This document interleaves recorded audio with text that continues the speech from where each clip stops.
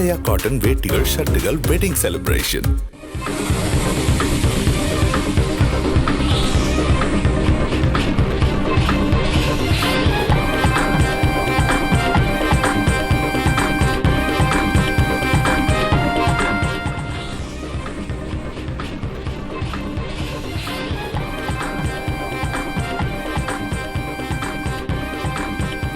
அனைவருக்கும் அன்பான வணக்கங்கள். வட்டமேசை விவாதம் நிகழ்ச்சிக்கு உங்கள் அனைவரையும் அன்போடு வரவேற்கின்றேன். நாடாளுமன்ற தேர்தல் நடைபெற்று கொண்டிருக்கிறது. ஒரு முக்கியமான தருணத்தில் தான் வட்டமேசை விவாத நிகழ்ச்சியில் ஒரு முக்கிய தலைப்பை எடுத்து நம்ம வாதிக்க இருக்கிறோம். இன்னும் சில தினங்களில் தேர்தல் முடிவு அறிவிப்புகளும் வர இருக்கிறது. இந்திய நாடே எதிர்நோக்கி கொண்டிருக்கக்கூடிய தருணத்தில் தான் நாம் எடுத்திருக்கக்கூடிய தலைப்பு என்பது நடைபெற்று வரும் நாடாளுமன்ற தேர்தல் இந்திய தேசத்திற்கு திருப்பு முனையாக அமையுமா? இந்த தலைப்பில் தான் நம்ம விவாதிக்க இருக்கிறோம். சென்னை புதிய தலைமுறை அரங்கத்திலே இந்த நிகழ்ச்சி நடைபெறுவது கூடுதல் சிறப்பு. பார்வையாளர்கள் அனைவரையும் மீண்டும் ஒரு முறை பலத்த கரவொலிகளோடு வரவேற்கின்றேன். இந்த விவாத நிகழ்ச்சியில் கலந்து கொள்ள இருக்கின்ற சிறப்புரையாளர்களை, சிறப்பு விருந்தினர்களையும் உங்களுக்கு அறிமுகம் செய்து விடுகிறேன். திமுகவிலிருந்து பால்வளத்துறை அமைச்சர் திரு மனோ தங்கராஜ் அவர்களை வரவேற்கின்றேன். வணக்கம். அதிமுகவிலிருந்து முன்னாள் அமைச்சர் திரு செம்மலை அவர்களையும் வரவேற்கின்றேன். வணக்கம். காங்கிரஸிலிருந்து திரு கோபண்ணா அவர்கள் வணக்கம். பாஜகவிலிருந்து எஸ்ஜி சூர்யா அவர்கள் வணக்கம். பத்திரிகையாளர் ஷபீர் அகமது அவர்கள் வணக்கம் ஷபீர். மூத்த பத்திரிகையாளர் திரு மணி அவர்கள் வணக்கம் திரு மணி. மனோ தங்கராஜ், முதல்ல உங்களிடமிருந்தே தொடங்குறேன். இந்திய தேசத்திற்கு திருப்பு முனையாக அமையுமா அப்படின்றத பேசுவதற்கு முன்பாக தமிழகத்தில் என்ன திருப்பு முனை ஏற்பட போகிறது அதை உங்களிடமிருந்தே தொடங்குறேன். ஒவ்வொருத்தருக்கும் 3 நிமிடங்கள் நான் மணி ஓசை எழுப்புவேன். உங்கள் முதல் கட்ட கருத்தை தெரிவிக்கிறேன். இந்த தேர்தல் பொறுத்தவரையில் இது திருப்புனை தமிழ்நாட்டில் இருந்தால் இந்தியாவுக்கான ஒட்டுமொத்த இந்தியாவுக்குமான திருப்புனை தான். அதனுடைய தொடக்கத்தை இந்த தடவை நம்முடைய தமிழ்நாடு உருவாக்கி வைத்திருக்கிறது. கூட்டத்தில் கூடி நின்று கூவி பிதற்றி நாட்டத்தில் கொள்ளாரடி கிளிய வாய்ச்சொல்லில் வீரரடின்னு படிச்சிருக்கோம். அதை மாதிரி நாங்கள் ஆட்சிக்கு வந்தால் 2 கோடி பேருக்கு வேலை கொடுப்போம், கருப்பு பணத்தை கொண்டு வந்துடுவோம். நாங்கள் வந்தோன்னா மேனுஃபேக்சரிங் செக்டார் ஜிடிபியில் 25% கான்ட்ரிபியூட் பண்ணோம். அப்படி நிறைய ப்ராமிசஸ் கொடுத்த பிஜேபியால் எதையுமே செய்ய முடியலை. அதில் கடைசியாக ராமர் கையில் எடுத்தாங்க. அதுவும் அவங்க எதிர்பார்த்த நன்மை கொடுக்கல. ஏன்னா இதுக்கு முன்னால் பார்த்தீங்கன்னா அவங்க எதையாவது ஒன்று எடுத்தாங்கன்னா காங்கிரஸ் கட்சி பயந்து போய் அவங்க ஒரு சென்ட்ரிஸ்ட் ஸ்டாண்ட் எடுப்பாங்க, அங்கேயும் இல்லை இங்கேயும் இல்லைன்னு. இந்த ட்ரிப்பு அவங்க அந்த அழைப்புதலை ஏற்றுக்கொள்ளாமல் போகாமல் வெளியே நின்றே கொண்டு இது ஒரு அரசியலுக்கான ஆயுதம், இது மதத்தின் அடிப்படையில் மக்களை பிரிப்பதற்கான முயற்சி, இதில் நாம் செல்ல வேண்டாம். எப்படி தமிழ்நாட்டில் திராவிட முன்னேற்ற கழகம் வெல்ஃபேர் ஸ்கீம்ஸ், அதாவது மக்கள் நலன் சார்ந்த திட்டங்களை முன்னிறுத்தி மக்கள் நலன் சார்ந்த அரசியலை முன்னெடுக்கிறதோ அதே போன்ற ஒரு யுக்தியை முன்னெடுப்போம் என்று அவர்கள் துணிச்சலோடு வெளியே அந்த அரசியலை முன்னெடுத்ததன் விளைவாக இன்றைக்கு ஒரு மிகப்பெரிய திருப்புமுனை. அவர்கள் எண்ணியது போன்று அந்த ரிலிஜியஸ் போலரைசேஷன் என்கின்ற மதத்தால் மக்களை பிரித்து அதை ஒரு ஆயுதமாக பயன்படுத்தி ஒன்றிணைக்கின்ற வேலை இன்றைக்கு இந்த முறை ஈடுபடவில்லை. தமிழ்நாட்டிலே ஈடுபடாது, இந்தியாவிலும் நிச்சயமாக ஈடுபடாது. அந்த விரக்தியின் வெளிப்பாட்டு தான் இன்றைக்கு நம்முடைய பிரதமர் மோடி அவர்கள் பேசி வருகின்ற பல்வேறு சம்பவங்கள். நம்ம அதுக்குள்ள திரும்ப வரலாம். தமிழ்நாட்டில் அதிமுக தலைமையிலான அணி, பாஜக தலைமையிலான அணி, அது உங்களுக்கு நெருக்கடியை கொடுக்கலையா? நீங்கள் பாஜக தலைமையிலான அணியை நீங்கள் விட்டுருங்க. ஏன்? அதிமுக ஒரு பல முறை ஆட்சியில் இருந்த கட்சி, ஒரு வலுவான கட்சி. அதிமுக திமுக என்பது ஒரு வலுவான ஒரு போட்டி இருந்தாலும் திமுகவினுடைய பலம் என்பது இந்த முறை 2 விஷயத்தை நீங்கள் முக்கியமாக பார்க்கலாம். ஒன்று, ஒரு மகத்தான கூட்டணி. அந்த கூட்டணி அரித்மெட்டிக்கலாக நம்ம கணக்கு கூட்டி பார்த்தாலும் இன்றைக்கு தமிழ்நாட்டில் ஒரு வலுவான கூட்டணி. அதே போன்று இன்றைக்கு 3 ஆண்டு காலத்தில் இந்த ஆட்சி செய்திருக்கக்கூடிய பல்வேறு நன்மைகள், பல வெல்ஃபேர் ஸ்கீம்ஸ், நான் சொன்னது மாதிரி நலத்திட்டங்கள், அது சார்ந்து நடைபெற்றிருக்கக்கூடிய பணிகள், இவையெல்லாம் இன்றைக்கு இந்த ஆட்சிக்கு எந்த விதத்திலும் ஒரு பாதிப்பில்லாத அளவிற்கு, இந்த ஆட்சி மீது மக்களுக்கு ஒரு வெறுப்பு ஏற்படாத அளவிற்கு, மக்கள் ஆதரிக்கக்கூடிய அளவிற்கு இருந்திருக்கிறது என்பதுதான் உண்மை. ஆக கூட்டணி கட்சிகளுடைய பலம், எங்களுடைய வெல்ஃபேர் ஸ்கீம்ஸ், மக்கள் நலன் சார்ந்த திட்டங்கள், இந்த 2ம் நிச்சயமாக இந்த தேர்தலில் கை கொடுத்திருக்கிறது. ஒரு மகத்தான வெற்றியை, 100க்கு 100% வெற்றியை திராவிட முன்னேற்ற கழகம் அது கூட்டணி கட்சிகளும் பெறும் என்பதில் எந்த விதமான ஐயப்பாடும் இந்த தேர்தலில் இல்லை. நன்றி. முதல் கட்ட கருத்தை பதிவு செஞ்சிருக்கிறீங்க. திரு செம்மலை, திரு எடப்பாடி பழனிசாமி அவர்கள் சொன்னதும் அதிமுகவினர் சொன்னதும் நாங்கள் கை காட்டுறவர் தான் இந்தியாவில் பிரதமராக வரப்போகிறார் அப்படின்னு. யாரை கை காட்ட போறீங்க? இல்லை, அந்த மாதிரி எங்களுடைய பொதுச் செயலாளரோ நாங்களோ இந்த தேர்தல் பரப்புரையிலோ அல்லது தேர்தலுக்கு பின்போ நாங்கள் அந்த வார்த்தையை உச்சரிக்கவில்லை. எங்களை பொறுத்தவரையில் 18வது மக்களவை தேர்தல் முடிவுகள் எப்படி இருக்கும், ஆட்சி மாற்றம் ஏற்படுமா அல்லது ஆட்சி தொடருமா என்ற அந்த கேள்வி கருவிலே சிசு வளருகிற போது அது ஆனா பெண்ணா என்று நிர்ணயிக்க முடியாத அளவிற்குத்தான் இது இருக்கும். இந்த தேர்தலை பொறுத்தவரையில் என்னுடைய கருத்தாக நான் சொல்ல விரும்புவது, அனைத்து அரசியல் கட்சிகளுக்கும் இது ஒரு படிப்பினையாக பாடமாக இருக்கும் என்பது என்னுடைய கருத்து. என்ன படிப்பினை? முதல்ல அதிமுகவுக்கு என்ன படிப்பினை வரும்? அதாவது இந்த தேர்தல் முடிவை பொறுத்தவரையில் அதாவது ஏகபோகமான வெற்றியாக எந்த கட்சிக்கும் இருக்காது. தமிழ்நாட்டை பொறுத்தவரையில் அனைவருக்குமான வெற்றியாக இருக்கும். இன்னும் சொல்ல போனார், அவரவர்களுக்கு கிடைக்கிற வெற்றியாக இருக்கும். அதை நான் சொல்லுவதற்கு காரணம், அனைத்து அண்ணா திராவிட முன்னேற்ற கழகத்தை பொறுத்தவரையிலே நீங்கள் சொல்லுகிறீர்கள், இந்த தலைப்பை வெட்டி பேசுகிற போது திருப்பு முனையாக அமையுமா என்று சொன்னால் நிச்சயமாக இந்த 2014 தேர்தல் 24 தேர்தல் எங்களுக்கு ஒரு திருப்பு முனையாக நிச்சயமாக அமையும். காரணம், இந்த தேர்தலை பொறுத்தவரையில் நாங்கள் எத்தனை இடங்கள் வெற்றி பெற்றாலும் எங்களுக்கு லாபம்தான். அதேபோல் எத்தனை சதவீத வாக்குகளை கூடுதலாக பெற்றாலும் அது எங்களுக்கு லாபம்தான். ஆனால் அதே சமயத்தில் திராவிட முன்னேற்ற கழகத்தை பொறுத்தவரையிலே அவர்கள் இழக்கிற இடங்கள் அவர்களுக்கு நஷ்டம். அவர்கள் இழக்கிற அந்த வாக்கு சதவீதம் அவர்களுக்கு நிச்சயமாக நஷ்டமாக இருக்கும். காரணம், 2019 தேர்தலிலே நாங்கள் பெற்ற வாக்குகள் 19.14%. திராவிட முன்னேற்ற கழகம் பெற்ற வாக்குகள் 33.5. இந்த தேர்தலை பொறுத்தவரையில் எங்களுடைய பொதுச் செயலாளர் சொன்னதைப் போல இது எங்களுக்கு ஒரு பயிற்சி தேர்தல், அப்படித்தான் நாங்கள் கருதுகிறோம். இல்லை, திரு செம்மலை இந்த ஹேபியஸ் கார்பஸ் மனு மாதிரி போட்டு பேசுறது ரொம்ப ஆச்சரியமாக இருக்கு. என்னன்னா 40ம் நமதே 4ம் நமதேன்னு சொல்லி ஆரம்பிச்சிங்க. அதுக்கப்புறம் நாங்கள் கை காட்டுபவர் தான் பிரதமராக வர முடியும்னு முன்னாள் அமைச்சர்கள் ராஜேந்திர பாலாஜி, செல்லூர் ராஜெல்லாம் பேசினப்ப ரொம்ப கவனமா செம்மலை அவர்கள் பேசுறாருன்னா என்ன காரணம்? நல்ல தேர்தல் பரப்புரையிலே அனைத்து துறையிலும் வெற்றி பெற வேண்டும் என்று விரும்புவது ஒவ்வொரு கட்சியினுடைய உரிமை, விருப்பம், ஆசையும் கூட. ஆனால் கல யதார்த்தத்தை பார்க்கிற போது நான் சொன்னதைப் போல இந்த தேர்தலிலே நாங்கள் எத்தனை இடங்கள் வெற்றி பெற்றாலும் அது எங்களுக்கு லாபம்தான். எனவே எங்களுடைய தேர்தல் கணக்கு இந்த தேர்தலிலே லாபத்தோடு தான் தொடங்குகிறது. தொடக்கமே லாபம் தான். நிச்சயமாக. இப்ப தமிழ்நாடு இன்க்ளூசிவ் பாலிடிக்ஸுக்கு பெயர் போனது. நீங்க சொன்னது அனைவருக்குமான வெற்றியாக இருக்கும் அப்படின்னா திமுகவும் ஜெயிக்கும், அதிமுகவும் ஜெயிக்கும், பாஜகவும் ஜெயிக்கும், நாம் தமிழரும் ஜெயிக்கும், அப்படி புரிஞ்சுக்கலாம். ஆமா, அதாவது ஏகபோக வெற்றியாக இருக்காது. சென்ற தேர்தலிலே திராவிட முன்னேற்ற கழகம் 38 இடங்களை கைப்பற்றியது என்று சொன்னால் நிச்சயமாக இந்த தேர்தலில் அந்த வெற்றி அவர்களுக்கு கிடைக்காது. அருமை சகோதரர் மனோஜ் தங்கராஜ் அவர்கள் சொன்னார்கள், அதாவது அவருடைய ஆட்சியினுடைய சாதனைகள் அவர்களுக்கு இந்த தேர்தலில் வெற்றியை தேடி தரும் என்று சொன்னார்கள்.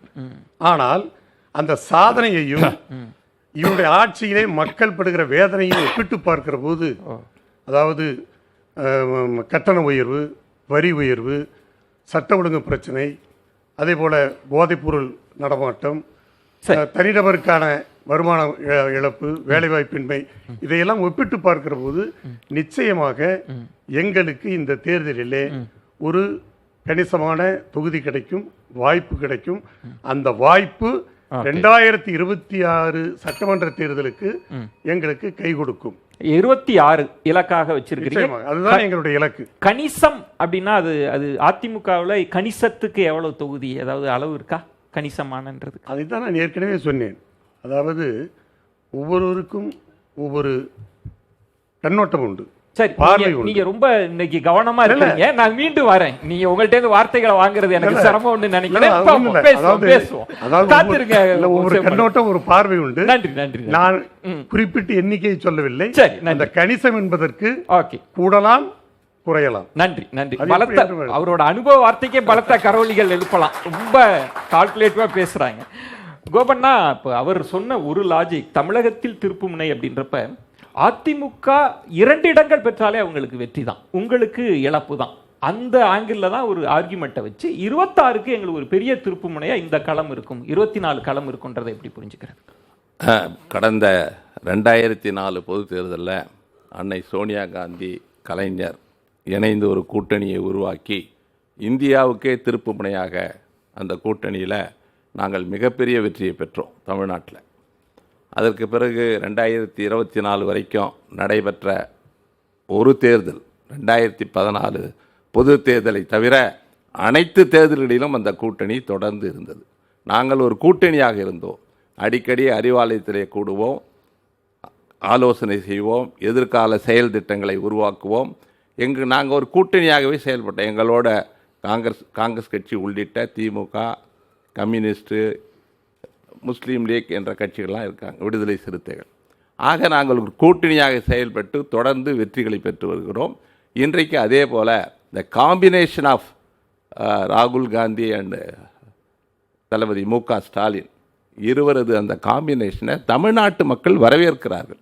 கடந்த காலத்தில் நேரு பாரம்பரிய தலைமையை தமிழ்நாட்டு மக்கள் எப்படி ஏற்றுக்கொண்டார்களோ, சோனியா காந்தி கலைஞர் தலைமையை எப்படி ஏற்றுக்கொண்டார்களோ, அதே போல் இன்றைக்கி தலைவர் ராகுல் காந்தி, தளபதி மு.க. ஸ்டாலின் அவர்கள் இணைந்த கூட்டணியை, தமிழ்நாட்டு நலன் சார்ந்து மக்கள் நலன் சார்ந்த அந்த கூட்டணியை மக்கள் ஏற்றுக்கொண்டு இன்றைக்கி 40ம் நமதே என்கிற இலக்கு. நாங்கள் தான் கூட்டணியாக இருக்கிறோம். எங்களை எதிர்த்து அதிமுக. அனைவருக்குமான வெற்றியா இந்த முறை இருக்க போகுது அப்படின்ற அதுவே உங்களுக்கு இழப்பு தான். இல்லை நான் தமிழ்நாட்டில் 40ஐயும் நாங்கள் வெற்றி பெற்றுவோம். கடந்த முறை 39 வெற்றி பெற்றோம், 40 வெற்றி பெற்றோம். ஏன் சொல்கிறேன்னா, அரித்மேட்டிக், அரசியல் சூத்திரம். நாங்கள் எங்கள் கூட்டணியில் இருக்கிற கட்சிகளுடைய பலம், அதை ஒருங்கிணைக்கிற தளபதி மு.க. ஸ்டாலின் அவருடைய வியூகம். தமிழ்நாட்டில் நீங்கள் பார்த்தீங்கன்னா தேர்தல் பரப்புரையில் நாங்கள் எங்கள் கருத்துக்களை ஒரு கருத்தியலை நாங்கள் முன்வைத்தோம். அதன்படி இன்றைக்கி எங்கள் கூட்டணி மிகப்பெரிய வெற்றியை பெறும். தமிழ்நாட்டு மக்கள் எங்களுக்கு வாக்களிப்பார்கள். அதே போல் நீங்கள் பார்க்கறது என்னென்னா, இன்றைக்கி அதிமுகவோட பெயர் சொல்லக்கூடிய ஒரு கட்சி கூட்டணியில் இல்லை. பாஜகவோட பாமக இருக்குது. பாஜக எங்கே செல்வாக்கா இருக்கோ அங்கே பாமக கிடையாது.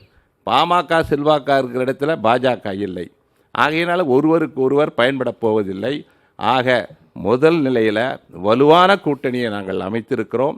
ஏற்கனவே 2021 சட்டமன்ற தேர்தல், 2019 அந்த மக்களவை தேர்தல், இன்றைக்கி மறுபடியும் உள்ளாட்சி தேர்தல், ஊரக உள்ளாட்சி, நகர்ப்புற உள்ளாட்சி, அனைத்து தேர்தல்களிலும் நாங்கள் வெற்றி பெற்றிருக்கிறோம்.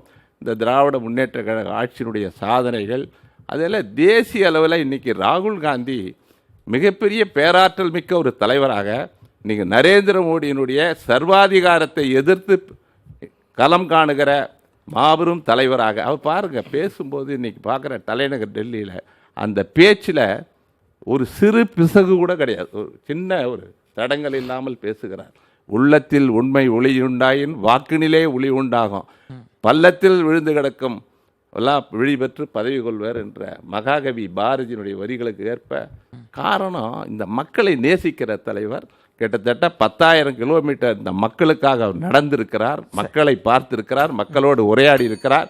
மக்களை சந்திக்காத, பாராளுமன்ற ஜனநாயகத்தில் நம்பிக்கை இல்லாத, எந்த கேள்விக்கும் பதிலளிக்காத, பத்திரிகையாளர் சந்திப்பு நடத்தாத ஒரு ஜனநாயகத்தில் தேர்ந்தெடுக்கப்பட்ட சர்வாதிகாரியை வீழ்த்துவதற்கு தலைவர் ராகுல் காந்தி தலைமையில மிகப்பெரிய திருப்பு முனையை தமிழ்நாடு வழங்க போகுது. நீங்க 6வது 7வது கட்டத்தை இங்கிருந்தே பரப்புரை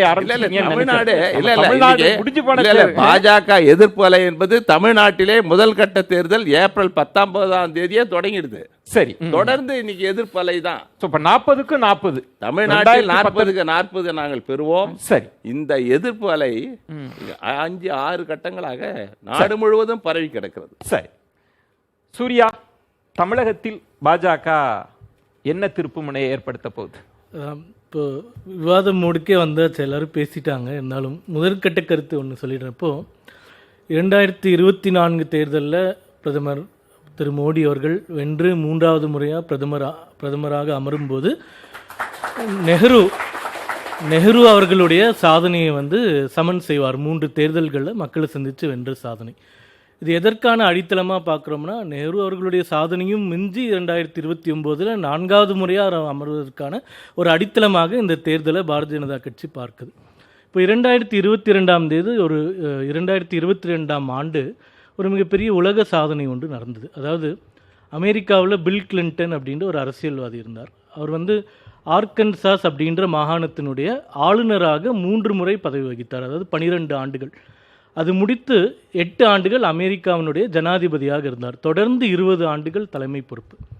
இப்போது 2022 ஆண்டு அந்த 20 ஆண்டுகளை தாண்டி 21வது ஆண்டில் திரு நரேந்திர மோடி அவர்கள் கால் எடுத்து வைத்தபோது உலகத்தில் இருக்கக்கூடிய மிகப்பெரிய ஜனநாயக நாடுகளில் தொடர்ந்து 20 வருடங்களுக்கு மேலாக தேர்ந்தெடுக்கப்பட்ட ஒரு மக்கள் தலைவராக அவர் அமர்ந்திருந்தார்.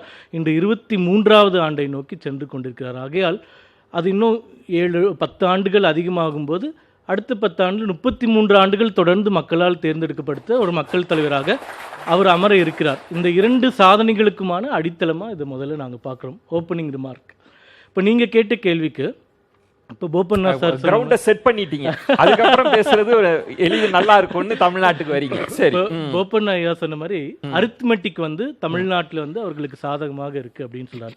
அரித்மெட்டிக், கெமிஸ்ட்ரி எல்லாமே ரெண்டுமே. கடந்த கால தேர்தல்கள் நீங்க எடுத்து பார்த்தீங்கன்னா அதுல டிஸ்பியூட் பண்றதுக்கு ஒன்றும் இல்லை. ஏன்னா பல தேர்தல்களில் அவர்கள் கூட்டணி வந்து மிகப்பெரிய வெற்றியை வந்து அடைந்திருக்கிறார்கள்.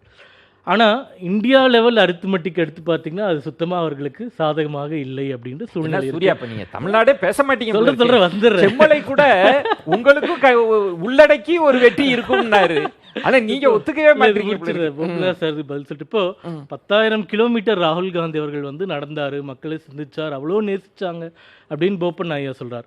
10,000 கிலோமீட்டர் நடந்து கூட அந்த எதிர்க்கட்சியில் இருக்கிறவங்க எல்லாருமே சேர்ந்து ராகுல் காந்தி எங்களுடைய பிரதமர் வேட்பாளர்னு அறிவிப்பதற்கு தயங்குறாங்க. அப்போது ராகுல் காந்தி அவர்களே அவர்கள் கூட்டணி கட்சிகளே ஏற்றுக்கொள்ளாத போது மக்கள் ஏற்றுக்கொண்டு விட்டார்கள் அப்படின்னு சொல்கிறது கொஞ்சம் ப்ரீமெச்சூர் ஸ்டேட்மெண்ட்டாக நான் பார்க்குறேன். தமிழ்நாட்டுக்கு வந்துடும். இப்போது பாரதிய ஜனதா கட்சி வந்து அதிமுக அவர்களோட கூட்டணி இல்லாமல் தனியாக நாங்கள் போட்டி போட்டிருக்கோம்.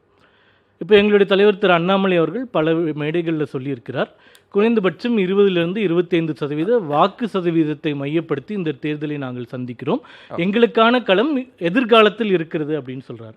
இப்போ பல மாநிலங்கள் கண்டிப்பா இப்போ பல மாநிலங்கள்ல பாரதிய ஜனதா கட்சி வந்து இப்போ 1953 ஜனசங்க காலத்திலிருந்து அடித்தளமிட்ட மாநிலங்கள்னு சிலர், குறிப்பா வட இந்திய மாநிலங்கள், கர்நாடகா போன்ற இடத்துல அந்த காலத்துல இருந்து இருந்தோம். இப்போ தமிழ்நாட்டில் பாரதிய ஜனதா கட்சியினுடைய அந்த என்ட்ரி அப்படின்றதே பார்த்தீங்கன்னா 1980 பாஜகவை பதிவு செய்யப்பட்டதுக்கு அப்புறம் தான். அப்போது இங்கே வந்து 1980 பாரதிய ஜனதா கட்சி வந்து ஒரு ஆல்டர்னேட்டிவாக மக்களுக்கு வரும்போதே 2 பெரிய கட்சிகள் வந்து இங்கே சிம்மாசனம் போட்டு அமர்ந்து விட்டார்கள். ஒன்று திமுக, இன்னொன்று அதிமுக. அப்போது எந்தெந்த மாநிலங்களில் 2 வலுவான கட்சிகள் இருக்கிறதோ அந்த கட்சியில் வந்து பாரதிய ஜனதா கட்சி பெனிட்ரேட் ஆகிறதுக்கு காலம் எடுக்க தான் செய்யும். அதற்கு வந்து நாங்கள் அவசரப்படவில்லை. இப்போ எப்படி வந்து வெஸ்ட் பெங்கால்ல வந்து காலமும் களமும் ஒரு நல்ல அனுபவத்தை உங்களுக்கு கொடுத்துருக்கு. ஏன்னா தேர்தலுக்கு முன்பு பேசிய வேகமும் வீச்சும் களத்துக்கு வந்த பிறகு அந்த அனுபவ வார்த்தையை பார்க்கிறேன். ஷபீர், நாடாளுமன்ற தேர்தல் தமிழ்நாட்டில் என்ன திருப்பு முனை ஏற்படும் நினைக்கிறீங்க? நாடாளுமன்ற தேர்தலை பொறுத்த வரைக்கும் தமிழ்நாட்டிலேருந்து தான் ஒரு திருப்புமுனை உருவாச்சு அப்படின்னு தான் நான் சொல்லுவேன். ஏனென்றால் உங்களுக்கு காங்கிரஸோட கூட்டணி சேர வேண்டுமா அல்லது ஒரு 3வது அணி தேசம் முழுவதும் உருவாக்க வேண்டுமா அப்படின்ற ஒரு மிக முக்கியமான விவாதம் என்பது நடந்து கொண்டிருந்தது. பல பேர் வந்து அந்த கூட்டணிக்குள்ளே வரதுக்கே தயங்கிட்டு இருந்தாங்க. ஏன்னா கடந்த 2019 தேர்தலில் பார்த்தீங்கன்னா உங்களுக்கு ஒரு 3வது அணி உருவாக்குவதற்கான முயற்சிகள்லாம் நடந்துட்டு இருந்துச்சு. அதே போன்ற ஒரு முயற்சி இம்முறையும் நடந்து கொண்டிருந்தது. அது தமிழ்நாட்டில் தான் சார்ட் அவுட் ஆச்சு.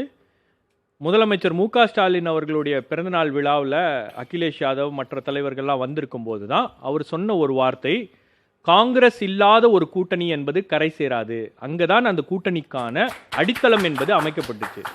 அப்போ தமிழ்நாட்டில் இருக்கக்கூடிய ஒரு ஃபார்முலாவை தான் ஆல் இண்டியா லெவலில் ரிப்ளிகேட் பண்ண முடியுமா அப்படின்ற ஒரு முயற்சியை எடுத்தாங்க.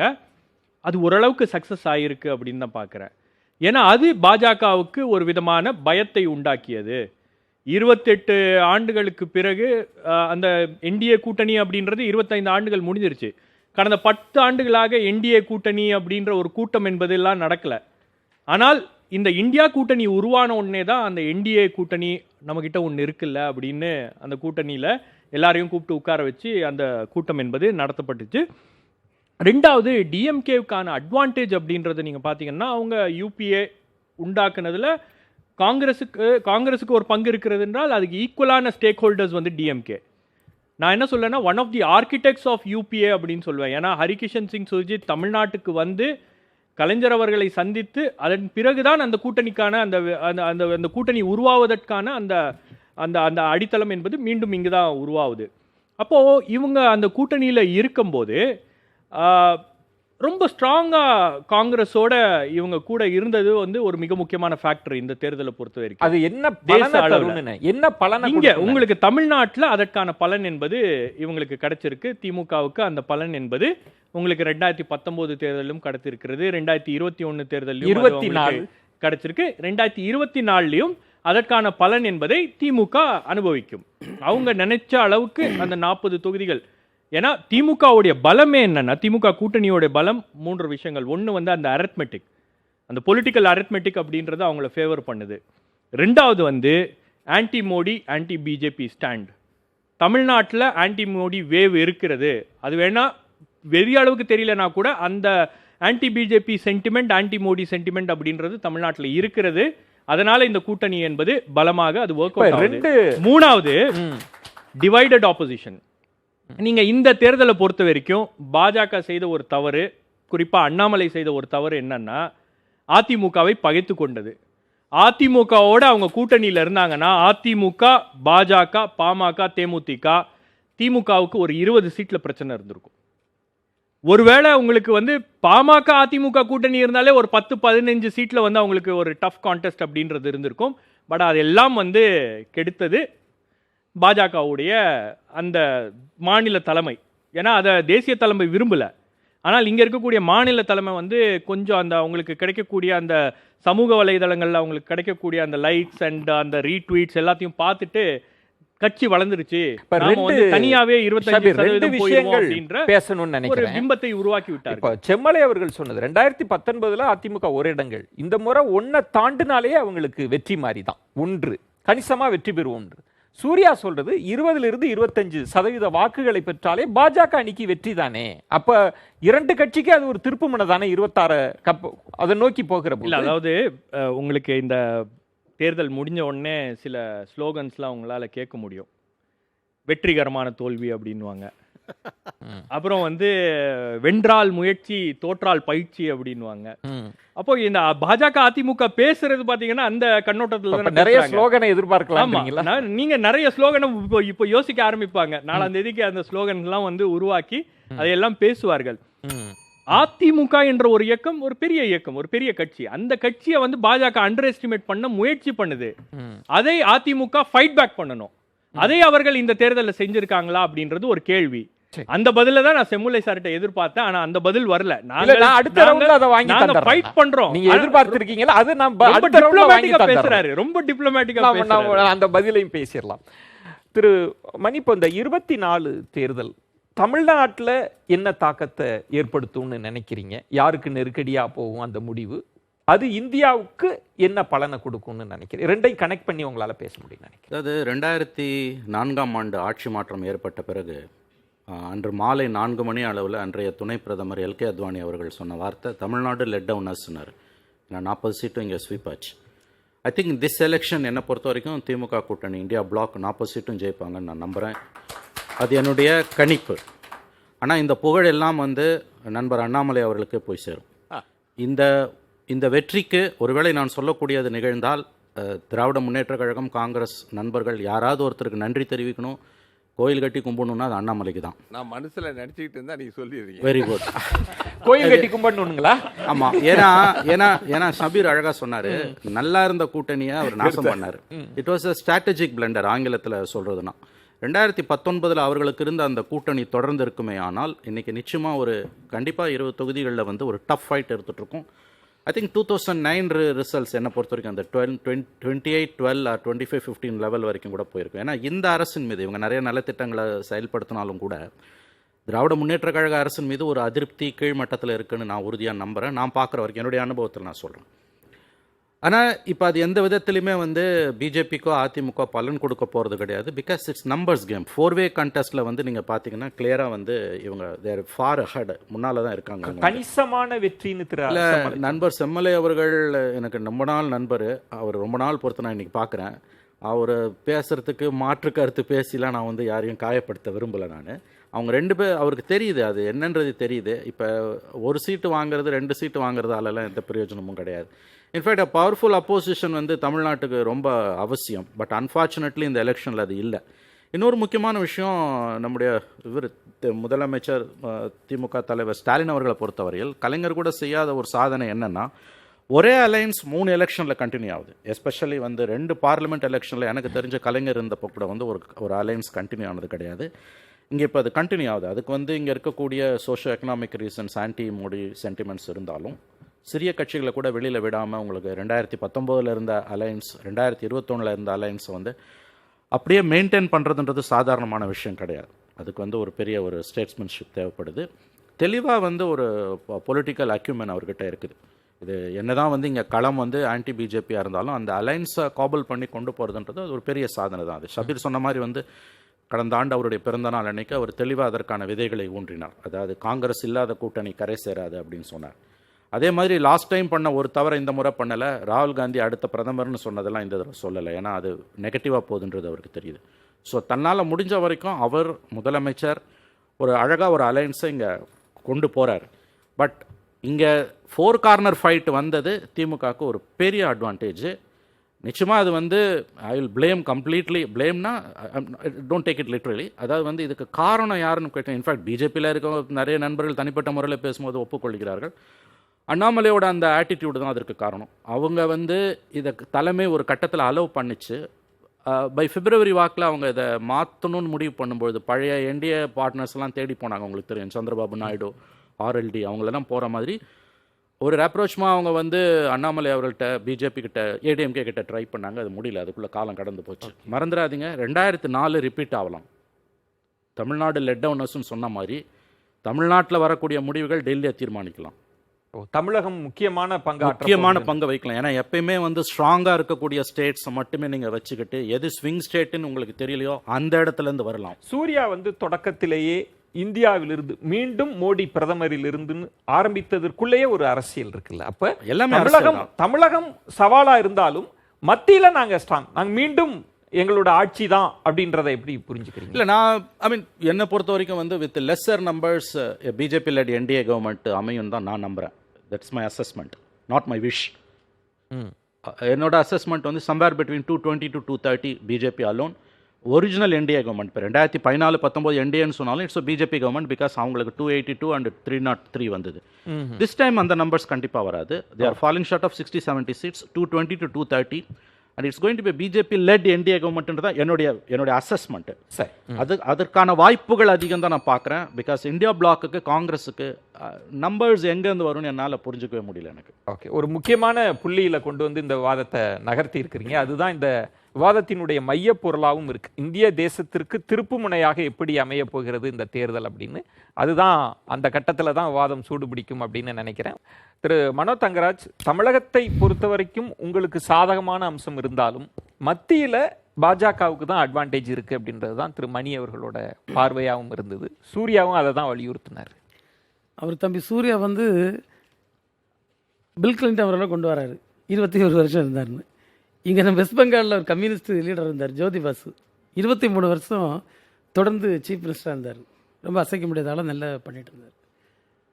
அதே மாதிரி வந்து ஆனால் மணி அவர்கள் சொல்லும்போது அவர் அண்ணாமலைக்கு நன்றி சொல்லணும்னு நான் சொல்லி நம்ம எல்லாரும் சேர்ந்து மோடி அவர்கள் தான் நன்றி சொல்லணும். ஏன்னா அவருக்கு சுய ரூபத்தை அவர் காட்டினார். அதனால தான் முதல்ல இவங்க வந்து நாங்கள் 400 ஜெயிப்போம்னு சொன்னாங்க. பிறகு வந்து 300+ சொன்னாங்க. இப்போ தனிப்பெரும் கட்சியாக வருவோன்னு சொன்னாங்க. அமித்ஷா வந்து இப்போ 5 கட்ட முடிவிலே 320 உறுதி ஆயிடுச்சுன்றாரு. இப்பயே உறுதின்றாரு. இப்போ தனிப்பெரும் கட்சின்னு சொன்னாங்க. சார், இது ஒன்றுமே வேலைக்கு ஆகுது. எப்படின்னா நீங்கள் வந்து இந்திய நாட்டிற்கு என்று வரலாறு இருக்கிறது. இங்கே மக்கள் இப்போ வந்து கல்வி அறிவும் வந்துட்டுது. நீங்கள் பார்த்தீங்கன்னா அரபு நாடுகளில் 9% இஸ்லாமியர்கள், 90% மேற்பட்ட இஸ்லாமியர்களும் 9% இந்தியர்களும் அங்கே வாழுகிறார்கள். இந்த 9% உள்ள எல்லாருக்கும் தாலியும் கரெக்டாக தான் இருக்குது, எந்த தாலியும் யாரும் எடுத்துகிட்டு போகல. ஆனால் ஒரு பிரதமர் இங்கே பேசுகிறார், இந்தியாவில் இந்துக்களுக்கு பெரிய அச்சுறுத்தல் ஆகிவிட்டது, காங்கிரஸ் ஆட்சிக்கு வந்தால் உங்கள் மங்கள் சூத்திர தாலி எடுத்துகிட்டு போயிடும், உன் வீட்டில் 2 எருமை மாடு இருந்தால் ஒரு எருமை மாட்டை கொண்டு போயிடுவான், நீ வந்து 15% நம்முடைய இந்திய பொருளாதாரத்தை வந்து இஸ்லாமியர்களுக்கு கொடுப்பேன்னு காங்கிரஸ் முடிவு செய்து விட்டது. இது என்ன பேச்சு? இப்படி பேசலாமா? ஒரு பிரதமர் வாயிலிருந்து வரக்கூடிய வார்த்தைகள் எவ்வளவு கண்ணியமாக இருக்க வேண்டும், எவ்வளவு கவனமாக இருக்க வேண்டும். அது தேசத்தின் ஒற்றுமைக்கு எந்த விதத்திலும் குந்தகம் விளைவிக்கக்கூடாது. ஆனால் அதெல்லாம் கடுகளவு கூட அவர் யோசிக்காம அவ்வளவு நீங்கள் வந்து இதுக்கெல்லாம் உச்சமாக அவர் சொன்னார், காங்கிரஸ் ஆட்சிக்கு வந்தால் புல்டோசர் போட்டு ராமர் கோயிலை இடித்து விடுவார்கள், பாபர் மசீதினுடைய பூட்டை ராமர் கோயிலுக்கு போட்டு விடுவார்கள். இதில் எவ்வளோ அபத்தமான பேச்சு. ஒரு நாட்டில் இருக்கக்கூடிய மக்கள், இந்திய நாட்டை பொறுத்தவரையில் பல சமயத்தை சார்ந்தவர்கள், பல ஜாதியை சார்ந்தவர்கள், இந்த ஜாதிய கட்டமைப்பெல்லாம் உருவாக்குறவர்கள் தான் இன்றைக்கு ஆர்எஸ்எஸ் பிஜேபி என்று சொல்லி கொண்டிருக்கக்கூடியவர்கள். அவங்க வந்து இந்த வேற்றுமைகளுக்கு இடையில் ஒரு ஒற்றுமை வேண்டும் என்பதற்காகத்தான் இது ஒரு சமய சார்பற்ற நாடாக இருக்க வேண்டும் என்று அன்றைக்கு அரசமைப்பு சட்டத்தை உருவாக்கியவர்கள் சொன்னார்கள். ஆனால் ஒரு பிரதமரே முன்னின்று மதத்தின் அடிப்படையில் இதை பிரிப்பது என்பது எந்த விதத்திலும் இந்திய நாட்டு மக்கள் ஏற்றுக்கொள்ள மாட்டார்கள் என்பதனுடைய விளைவு தான் நம்ம பார்த்துட்டு இருக்கோம். இல்ல, நீங்க தார்மீக ரீதியா கேக்குறீங்க, அது அவர்களுக்கு வாக்கு அரசியல்ல பலனை தராதுன்னு சொல்ல முடியுமா? சார், பல கட்டங்கள்ல கொடுத்துருக்கே. நீங்க வந்து 100% இந்த தேர்தலில் அது அவர்களுக்கு கை கொடுக்காது. நான் தான் உங்கள்கிட்ட சொன்னேன், இந்த தேர்தலோட திருப்புமுனை என்பது அவர்கள் இதுக்கு முன்னால் எப்போதெல்லாம் இந்த மதம் என்ற ஆயுதத்தை எடுத்தார்களோ அப்போது காங்கிரஸ் கட்சியும் அது கொஞ்சம் பயப்பட்டுன்னு தான் நான் சொல்லுவேன். நான் இப்போ அதை விவாத பொருளாக்க விரும்பலை. அது கேரளாவில் உள்ள சபரிமலை விஷயம் கூட ஒரு உதாரணமாக நம்ம சொல்லலாம். ஆனால் இந்த முறை காங்கிரஸ் கட்சி அப்படி போகாமல் அவங்க வந்து தமிழ்நாட்டில் பேசுகின்ற சமூக நீதி அரசியலை பேசினார்கள். நீங்கள் பார்த்து எப்போ ஜாதிவாரி கணக்கெடுப்பை பீகாரை தொடர்ந்து நாடு முழுவதும் கொண்டு வரும் ராகுல் காந்தி சொன்னாரோ அப்போதே அவர்கள் சமத்துவத்தை, சமூக நீதியை பேச ஆரம்பித்து விட்டார்கள், துணிந்து விட்டார்கள் என்பதுக்கு எடுத்துக்காட்டு. எப்போது ராமர் கோயில் அழைப்புதல் ஏற்று அங்கு செல்லவில்லையோ அன்றைக்கே முடிவு செய்து விட்டார்கள், ஒரு மத சார்பு அரசியலுக்குள்ளே நான் போக வேண்டாம் என்று முடிவு செய்து விட்டார்கள். இப்போ நீங்கள் பார்த்தீங்கன்னா இதில் கூட தேர்தல் வாக்குறுதி, 2 கட்சி தேர்தல் வாக்குறுதி பாருங்கள். பாஜகவுடைய தேர்தல் வாக்குறுதி சொல்லும்படியாக எதுவுமே இல்லை. அவங்க 2047 பற்றி பேசுகிறாங்க, நான் வல்லரசு ஆகிறோம். இது பலரும் பேசின விஷயங்கள் தான், நம்ம அதுக்குள்ளே ஒன்றும் பெருசாக பேசலை. ஆனால் 21 வரை நீங்கள் 2 தேர்தல் வாக்குறுதிகள் அளித்தீர்கள், 14 ஒன்று, அதுக்கு பிறகு ஒன்று.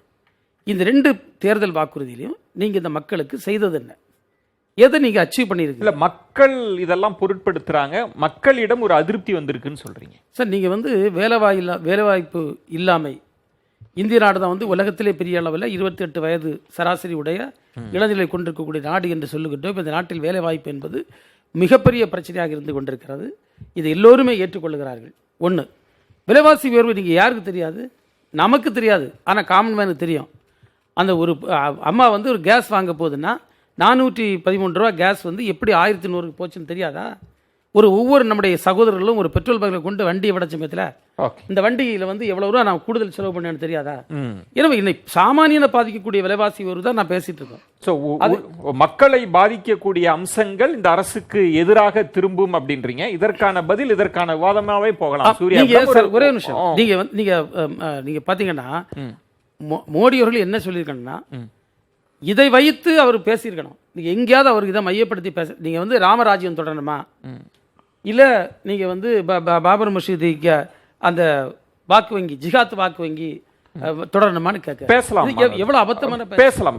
அரசியல் களத்தில் தன் பலத்தை பேசுவது ஒரு வியூகம், எதிராளியினுடைய பலவீனத்தை பேசுவது ஒரு வியூகம். எது பலனை தரப்போகுது? சூர்யா, உங்கள்கிட்ட தான் கேட்கணும். அமைச்சர் மனோ தங்கராஜ் அவர்கள் சொன்னது வந்து மோடியின் பேச்சில் இருக்கிற பதட்டம், முரணை சுட்டி காட்டினார். மக்கள்கிட்டயே பாஜக ஆட்சிக்கு எதிரான ஒரு அலை இருக்கு அப்படின்றார், எண்ணம் இருக்குன்னு சொல்றாரு.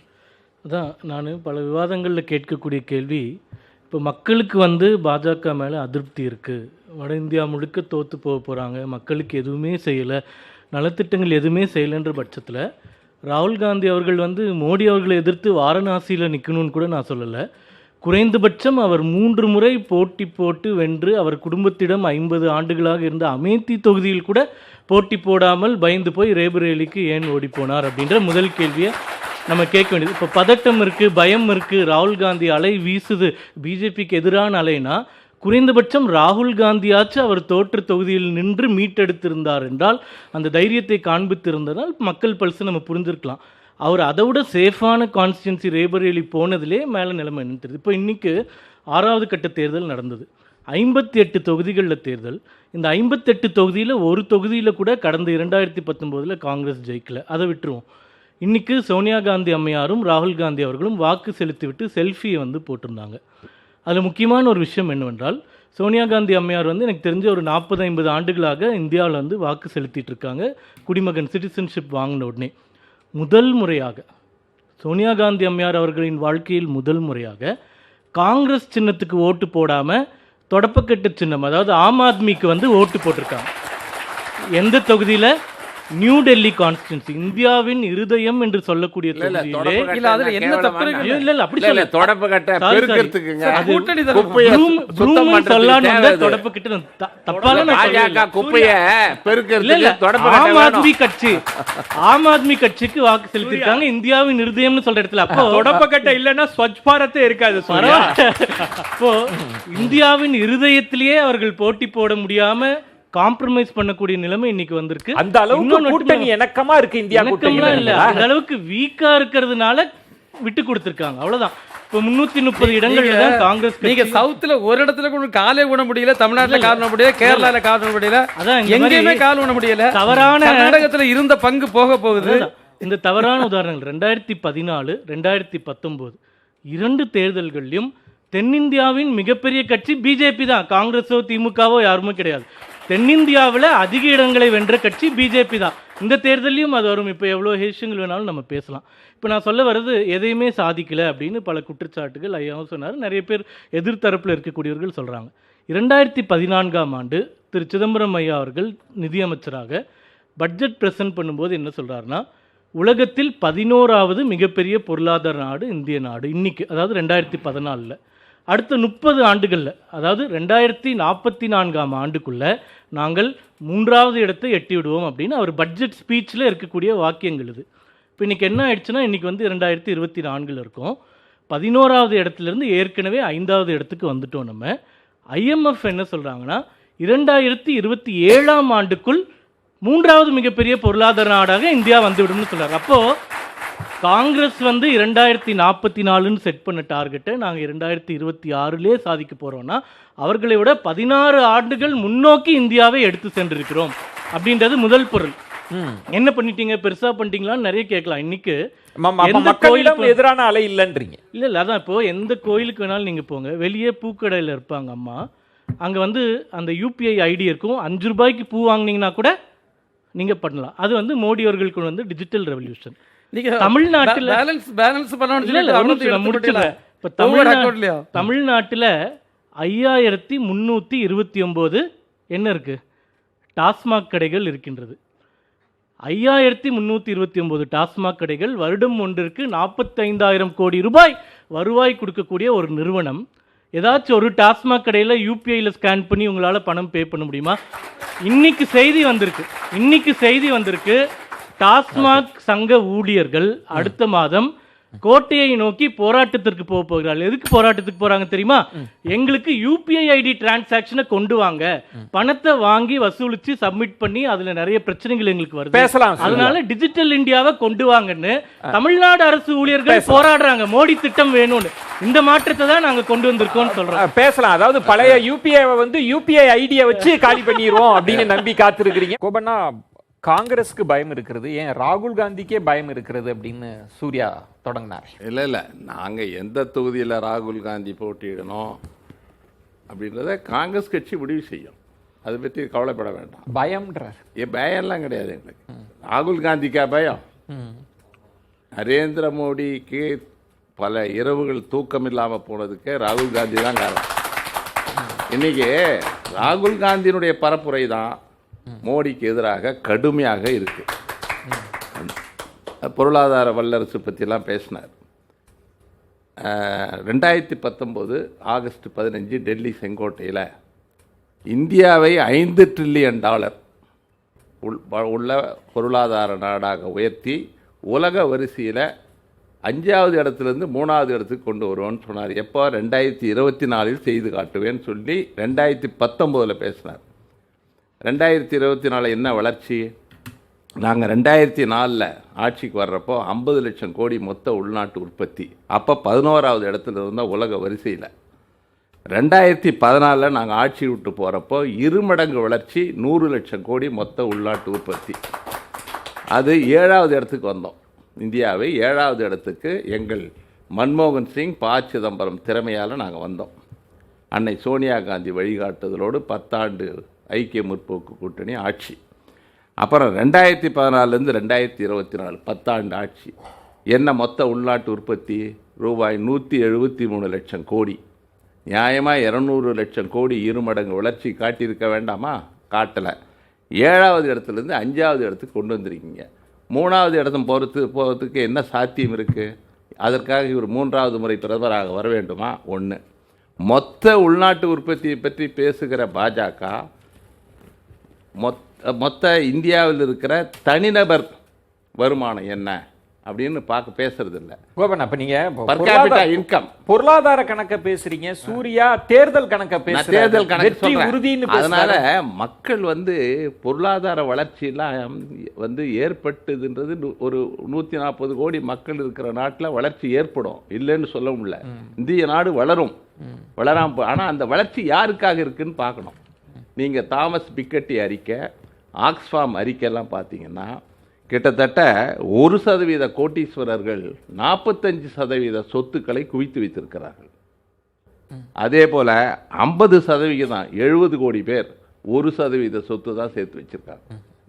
இது சொத்து குவிப்பு. குறிப்பிட்ட 20-25 கோட்டீஸ்வரர்கள் சொத்து குவித்திருக்கிறார்கள். இதில் பார்த்தீங்கன்னா ஒரு நாளைக்கு 3208 கோடி ரூபாய் சொத்து அதிகரிக்குது. யார்? குறிப்பிட்ட 20-25. இந்த பரப்புரைக்கெல்லாம் பலன் கிடைக்குமா? இந்த பரப்புரை தான் நாங்கள் முன்வைத்தோம். இந்த வளர்ச்சி என்பது இந்திய மக்களுக்கான வளர்ச்சி அல்ல, 20-25 கோட்டீஸ்வரர்களுடைய வளர்ச்சி என்று ராகுல் காந்தி கூறுவது பசுமரத்தாணி போல் மக்கள் மனதில் பதிந்திருக்கிறது. இன்னைக்கு 2014 அதானி உலக பணக்காரர்கள் வரிசையில் 609வது இடத்துல இருந்தார். இன்னைக்கு 2வது இடத்துக்கு வந்திருக்கார். யாரால வந்தார்? பிரதமர் நரேந்திர மோடியினுடைய ஆதரவின் காரணமாக குறிப்பிட்ட சில தொழிலதிபர்களுக்கு சொத்து குவிப்பு வச்சு அதில் தான் இவர் இன்னைக்கு 8000 கோடி தேர்தல் பத்திர நன்கொடை பெற்று தேர்தல் களத்தில் சமநிலைத்தன்மை இல்லாமல் செய்து இந்த தேர்தல் கமிஷனையும் கைப்பாவையாக வைத்துக்கொண்டு இன்னைக்கு தேர்தலை சந்தித்திருக்கார். ஒன்று.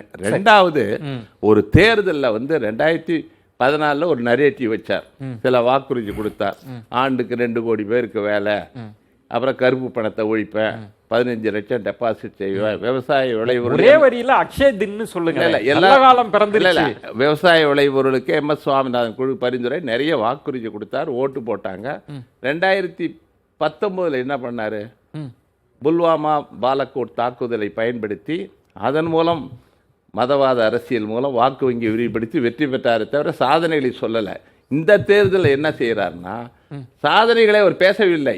மத ரீதியாக மக்களை சொல்லிடுறேன், மத ரீதியாக மக்களை பிளவுபடுத்துகிற அரசியல் சொல்றார். நாங்கள் தேர்தல் அறிக்கை வெளியிட்டிருக்கிறோம், எங்கள் தேர்தல் அறிக்கையை நாங்கள் பேசுகிறோம். பாஜக அவர்கள் வெளியிட்ட தேர்தல் அறிக்கையை பிரதமர் நரேந்திர மோடி எங்கேயாவது பரப்புரை மேற்கொண்டாரா? டிஃபென்ஸ்ல தான் இருக்கிறீங்கன்ற இல்ல, அதாவது 5 ட்ரில்லியனா கொண்டு வருவீங்கன்னு சொல்லி கொண்டு வரலன்னு சொல்றாரு. உண்மைதான். 2014 1.5 ட்ரில்லியனா கொடுத்தாங்க, இன்னைக்கு 4 ட்ரில்லியனா கொண்டு வந்திருக்கோம். அந்த 1 ட்ரில்லியன் கேப் ஏன் ஆச்சுன்னா 2 வருஷம் கொரோனா வந்ததுனால, அதனால் அது நாங்கள் கண்டிப்பாக அடுத்த 2 ஆண்டுகளில் சாதிச்சு காட்டிடுவோம். இப்போ எதுவுமே இப்போ பிரச்சனையே என்னென்னா 2019 புல்வாமா பாலக்கோட் அப்படின்னு இவர்கள் பாஜகவினுடைய வெற்றியின் தன்மையை மட்டுப்படுத்துறதுல குறியாக இருக்காங்களே தவிர ஏன் வெற்றி பெறுகிறோம் அப்படின்றத புரிஞ்சுக்க மறுக்கிறாங்க. ஏன் வெற்றி பெறுகிறோம் என்றால், குறிப்பாக வட மாநிலத்தில் வளர்ச்சி கம்மியாக இருக்கக்கூடிய மாநிலங்களில், இவர்கள் 40, 50, 60 ஆண்டுகளாக ஆட்சி செய்த மாநிலத்தில் எவ்வளவு மோசமான ஒரு நிலைமையில் இருக்கின்றது அங்கே போய் பார்க்கிறவர்களுக்கு நல்லாவே புரியும். இப்போ அந்த மாதிரி மாநிலங்களில் இந்த அரசாங்கம், மோடி அவர்களுடைய அரசாங்கம் வந்ததுக்கப்புறம் தான் குறைந்தபட்ச வாழ்க்கைக்கு தேவையான விஷயங்கள் இல்ல, கிடைத்திருக்கின்றன. சூர்யா. வீடாகட்டும், கழிப்பறையாகட்டும், இப்போ வங்கி கணக்காகட்டும், எதிர்க்கட்சிகள் வச்ச எல்லாமே பிரச்சாரமே இப்ப நீங்க சொல்றீங்க எப்படி ஒவ்வொரு மாநிலங்கள்ல முன்னேற்றம்னு. எதிர்க்கட்சி ராகுல் காந்தி வைக்கிற விமர்சனமா இருக்கட்டும், எதிர்க்கட்சிகள்னா அதானி அம்பானி எவ்வளவு முன்னேற்றம் அடைஞ்சிருக்காங்க, ஏழைகள் எவ்வளவு கீழே போயிருக்காங்கன்னா இது உங்களுக்கு நெருக்கடியா இருக்காதா? தேர்தல் அரசியல்ல பின்னடைவை தராதா? அதாவது அதானி அம்பானின்றவங்க 2 பேருமே 2014 மோடி வந்ததுக்கு அப்புறம் தான் பிறந்தாங்க அப்படின்ற தோரணையில இவர்கள் பேசுவது எல்லாமே இருக்கு. மக்களுக்கு நல்லா தெரியும். 2011ஆம் ஆண்டு ஆஸ்திரேலியாவில் இருக்கக்கூடிய துறைமுகத்தை அதானி வாங்கினார் $9 பில்லியன் கொடுத்து. அப்ப யாரு இருந்த ஆட்சியில? காங்கிரஸ் அரசாங்கம் தானே இருந்துச்சு. அப்ப மன்மோகன் சிங் அவர்கள் கூட்டிட்டு போய் வாங்கிட்டு வந்து நீங்க இன்னும் ஒரே ஒரு கேள்வி, இப்ப அதானி மேல பிரச்சனைனா காங்கிரஸ் ஆட்சி செய்யக்கூடிய அனைத்து மாநிலங்களையும் அதானியை எதற்காக சிகப்பு கம்பளம் விரித்து வரவேற்று முதலீடு செய்ய சொல்றீங்க? அதானி தான் தப்பு பண்ற ஒரு ஆட்சி, அவர் விட்டுருங்க. தமிழ்நாட்டுல அதாவது நீங்க அவர் சொன்னாரு நாங்க டிஜிட்டல் தமிழ்நாடு இந்தியா கொண்டு வந்துட்டாங்க. எப்போதுமே இன்னொரு ஆள் செய்யக்கூடிய கிரெடிட்டை நம்ம வாங்க சமயம் அதை அக்னாலஜ் பண்ணோம். நேஷனல் இன்ஃபர்மேட்டிக்ஸ் சென்டர் என்ஐசி என்பதை ராஜீவ்காந்தி ஆட்சியில் இருந்த சமயத்தில் கொண்டு வந்தார். டிஜிட்டலுக்கான வித்து அப்போதே போடப்பட்டு விட்டது. நீங்கள் அதை யாரை மறக்க முடியாது. அதை அக்னாலஜ் பண்ணிட்டு இதை சொல்லணும். ரெண்டாவது, இவங்க பண பரிவர்த்தனை, இந்த பண பரிவர்த்தனை பிரச்சனையே அவர் சொல்லுவார் சாமானியன் தவிர பேங்க் அக்கௌண்ட் தொடங்கிட்டான்னு. இன்றைக்கி அம்மா மாதிரிலாம் தலையில் கை வச்சுருது. மினிமம் பேலன்ஸில் மட்டும் 3500 கோடி ரூபாயை சுட்டுட்டாங்களா? அதுக்கு என்ன பதில்? 3500 கோடி ரூபாய். அது எவ்வளோ பெரிய தொகை? நம்ம இவ்வளோ பாதிப்பு இருந்துட்டு கேட்ட சமயம் கூட 3500 கோடி ரூபாய் தரல. அந்த பெரிய தொகை மினிமம் பேலன்ஸ் சொல்லி ஏழை எளிய மக்களுடைய பணத்திலேருந்து எடுத்தாச்சு. அதை பற்றி இவங்களுடைய கருத்து என்ன? அவர் சொல்லாரு ஜிடிபி வளரல, காரணம் கோவிட்னு. ஏன் அதானியுடைய வளர்ச்சி கோவிட்ல தடைபடல? அதானியுடைய வளர்ச்சி கோவிட் காலத்தில் ட்ரிபிள் ஜம்பில் போயிருக்கு, அவ்வளோ உயர்ந்திருக்கு. ஆனால் அம்பானியுடைய வளர்ச்சி அப்படி போயிருக்கு. பல கம்பெனிகளை சொல்ல முடியும். குஜராத்தில் எத்தனையோ நிறுவனங்கள் மருந்து போன்றவற்றை சப்ளை செய்து பயங்கரமாக கோடானு கோடி அடித்தார்கள். அதை பார்த்துட்டு இருந்தீங்களா? ஜிடிபி கூட சார், ஜிடிபி என்பது உங்கள் சொல்வது இருட்டு கொண்டு ஓட்டை அடைப்பது. நான் ஒரு ஜிடிபிக்கு ஒரு சின்ன உதாரணம் சொல்லி தரேன். ஜிடிபி என்பது ஒரு நாட்டினுடைய மொத்த உற்பத்தி. நீங்கள் நம்ம யாரு கூட ஜிடிபியோட ஒப்பிடணும்னா சைனாவோடு ஒப்பிடணும். இந்தியாவுடைய மக்கள் தொகை எவ்வளவு? உலக நாடுகளை மற்ற நாட்டில் கம்பேர் பண்ண செய்யும். இப்போ என் வீட்டில் 10 பேர், தம்பி வீட்டில் 5 பேர்னா என் செலவும் என் காரியங்களும் கூடுதலாக தான் இருக்கும், உங்களுக்கு குறைவாக தான் இருக்கும். நீங்கள் மனிதவள மேம்பாட்டோடு இதை ஒப்பிடணும். தனி மனித வருமானம் தான் முக்கியம். தனி மனித வருமானம், தனி மனிதனுடைய வாய்ப்புகள், வசதிகள், அவன் டிக்னிஃபைட் லைஃப் இருக்கா? இதுல இந்தியா எத்தனாவது இடத்துல இருக்கு? ஜிடிபி என்று பார்த்தால் நமக்கு கூட மக்கள் தொகை இருக்கக்கூடிய சைனாவோட நம்ம எந்த பக்கத்துல இருக்கோம்? அப்ப இதெல்லாம் மறைத்து விட்டு பேசுகிற ஒரு செயலைத்தான் பிஜேபி என்னைக்குமே செய்துட்டு இருக்குல்ல. மக்கள் பாதிக்கப்பட்டு பர் கேபிட்டா இன்கம்ல 159வது இடத்துல நம்ம இருக்கோம். 2014க்கு முன்னாடி மனோஜ் தங்கராஜ் ஐயா மாதிரி வசதி படைத்தவர்கள் பேங்க் அக்கவுண்ட் வச்சிருந்தாங்க. 2014க்கு அப்புறமா நாங்க 60 கோடி பேங்க் அக்கவுண்ட், எனக்கு வசதியை கூகுள் பண்ணி பார்த்தா தெரியும். இல்ல 2014க்கு கூகுள் பண்ணி பாருங்க. 10 ஆண்டுகள்ல நாங்க 60 கோடி பேங்க் அக்கவுண்ட் ஏழை எளிய மக்களுக்கு திறந்து கொடுத்திருக்கோம்.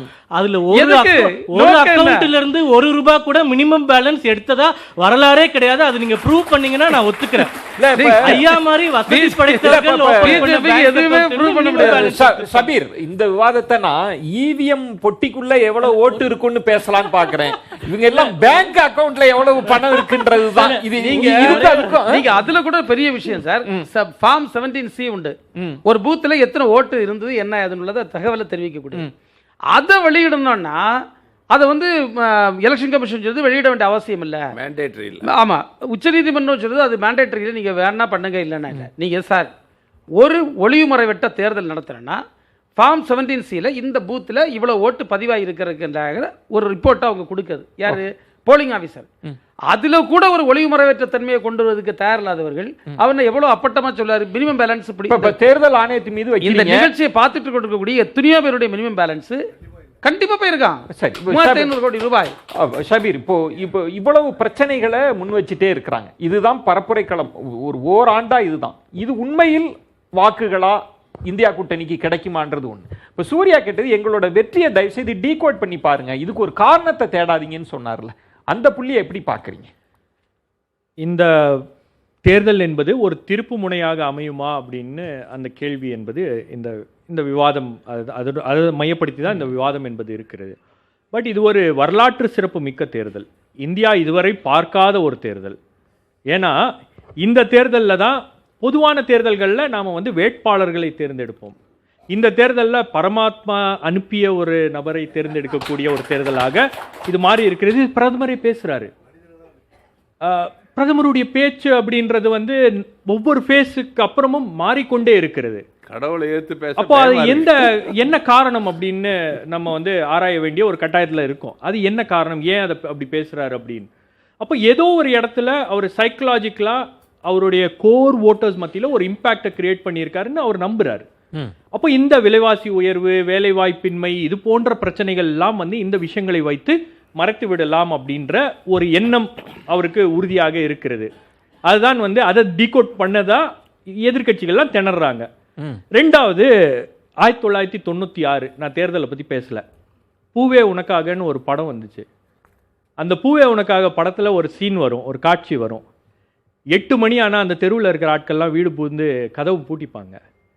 ஏன்னா ஒருத்தர் பாடுவார் அந்த ஊரில், அவருடைய பாட்டு கேட்கறதுக்கு பயமாக இருக்கும் அப்படின்னு ஓடிடுவார்.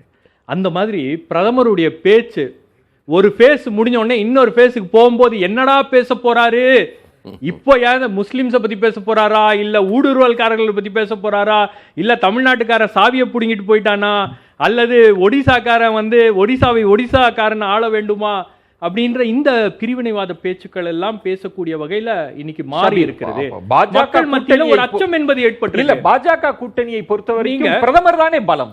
அவர் முகத்தை வச்சுதானே தேர்தலை தொடர்ந்து சந்திச்சு வெற்றி பெறாங்க. அதான் சொல்றேன், உங்களுக்கு அந்த ஃபர்ஸ்ட் ஃபேஸ் ஆஃப் எலெக்ஷன் சரியா போல அப்படின்னு அந்த தேர்தலுடைய போக்கையே வந்து இந்து முஸ்லிம்னு மாத்தினார் இல்லையா. சரி, குஜராத்துடைய எலெக்ஷன் முடிஞ்ச உடனே அம்பானி அதானியை பத்தி பேசுறாரு. அதுக்கு முன்னாடி குஜராத் எலெக்ஷன் நடக்கிறதுக்கு முன்னாடி அம்பானி அதானியை பத்தி பேசலையே. இங்க தமிழ்நாடு எலெக்ஷன் நடக்கும்போது இந்து முஸ்லிமை பத்தி பேசலையே. இதெல்லாம் என்ன ஒடிசா எலெக்ஷன் சொல்றீங்களா? ஒடிசா எலெக்ஷன் நடக்கும்போது யூபில போய் வந்து தமிழர்கள் வந்து யூபி காரர்களை கொச்சப்படுத்துறார்கள் அப்படின்னு சொல்லிட்டு பேசுறாரு. அப்ப இங்க இந்த தேர்தல் இங்க வந்து பேசியிருக்கணும்ல, இங்க பரப்புரை செய்யும் போது ஏன் பிரதமர் வந்து யூபியில இருக்கக்கூடிய மக்கள் எல்லாம் தமிழர்கள் கொச்சைப்படுத்துகிறார்கள், அதற்காக அதை எதிர்த்து வாக்கு போடுங்கன்னு நீங்க கேட்டிருக்கலாம்ல. பிரதமர் தானே அவரு. இன்னொரு விஷயம், ஒரு விஷயம் சொல்லிடுறேன். சூர்யா பேசும்போது சொன்னாரு யூபிஐ வந்து இப்ப வந்துருச்சு அப்படின்னு. மோடியுடைய ஆட்சி காலத்துல அவருடைய ஒப்புதல் வாக்கு மூலமே இருக்கிறது. இப்போ யூபிஐல எல்லாம் பணம் யாரும் போடுறது இல்ல, ட்ரக்ல பணம் எடுத்துட்டு போறாங்க. அம்பானி அதானி கொடுக்கின்ற ட்ரக்லயும் டெம்போலையும் பணம் போகுது அப்படின்ற அளவுக்கு இன்னைக்கு நிலைமை மாறி இருக்கிறது. நீங்க அம்பானி அதானி அப்படின்ற அந்த குறியீடு அப்படின்றது ஒரு சாதாரண குறியீடு இல்ல, அது ஒரு மிக முக்கியமான பிரச்சனை. அங்கதான் மக்களுடைய வாழ்வாதார பிரச்சனை என்பது மாறி இருக்கிறது. இந்த தேர்தல் அப்படின்றதுக்கான ஒரு குறியீடு தான் அது. மணிப்போ எதிர்க்கட்சிகள் இந்தியா கூட்டணியினர் தொடர்ந்து ஒரு 2 ஆண்டுகளாக கடுமையான விமர்சனங்களை பாஜக மீது, அதுல அம்பானி அதானி தொடர்பானதா இருக்கலாம், பிரதமரின் செயல்பாடு, இப்ப அடுத்து வந்து பிரதமரின் பேச்சே பலவீனம்லாம் சொல்றாங்க. அப்போ பாஜக பின்னடைவுல தான் இருக்கு அப்படின்னு புரிஞ்சுக்கிறதா? எதிர்க்கட்சி இந்தியா கூட்டணியினுடைய நம்பிக்கை எங்கிருந்து வருதுன்னு நினைக்கிறீங்க? இல்லை, இப்போ ப்ராப்ளம் என்னன்னு கேட்டிங்கன்னா, லாஸ்ட் டைம் 2019 அவர்கள் பீக்கை ரீச் பண்ணிட்டாங்க. 303ன்றது மேக்ஸிமம், அது கீழே தான் போகுமே ஒழிய குறைய போகிறது கிடையாது. And 272 is the magic number. வெற்றி பெற்றால் போதாது, உங்களுக்கு வந்து 272 ப்ளஸ் வந்தால் தான் மோடியால் கம்ஃபர்டபுளாக ரூல் பண்ண முடியும். ஏன்னா 10 ஆண்டுகளாக வந்து அவர் வந்து அவருடைய ரெஜிம் ஒரு அத்தாரிட்டேரியன் ரெஜிமாக இருந்தது என்பது அவர்கிட்ட இருக்கக்கூடிய அந்த அதீதமான எம்பிக்கள் எண்ணிக்கை. அந்த 272க்கு கீழே ஒரு சீட்டு குறைஞ்சதுனா கூட 271 வந்துனா கூட வந்து ஆங்கிலத்தில் சொல்கிற மாதிரி இஸ் வல்னரபிள். அவருக்கு பல பேர் கட்சிக்குள்ளேயே வந்து டேகர்ஸ் வில் பி அவுட்னுவாங்க. கண்டிப்பாக வந்து பிரச்சனை இருக்கும் கட்சிக்குள்ளே. 271 வந்துனா கூட என்னோட அசஸ்மெண்ட்டு நான் சொல்கிறேன். கூட்டணி கட்சிகளை நம்பி வந்தீங்கன்னா நிறைய காம்ப்ரமைஸ் பண்ண வேண்டியிருக்கும். இப்போ பிரதமரோட இந்த பேச்சுக்கள் வந்து உண்மையிலே வந்து ஷபீர் சொன்னது இன்னும் சுருக்கமாக சொல்லணும். ஃபஸ்ட்டு ஃபேஸில் வந்து அவர் சொல்கிறாரு, கரிமீன் சாப்பிட்றவங்க வந்து இந்த மாதத்தில் கரிமீன் சாப்பிட்றாங்க, அவங்களுக்கு அவங்க ஓட்டுனார். 2வது ஃபேஸில் காங்கிரஸ் வந்து மங்கள் சூத்ராவை பறிச்சுடுனார்.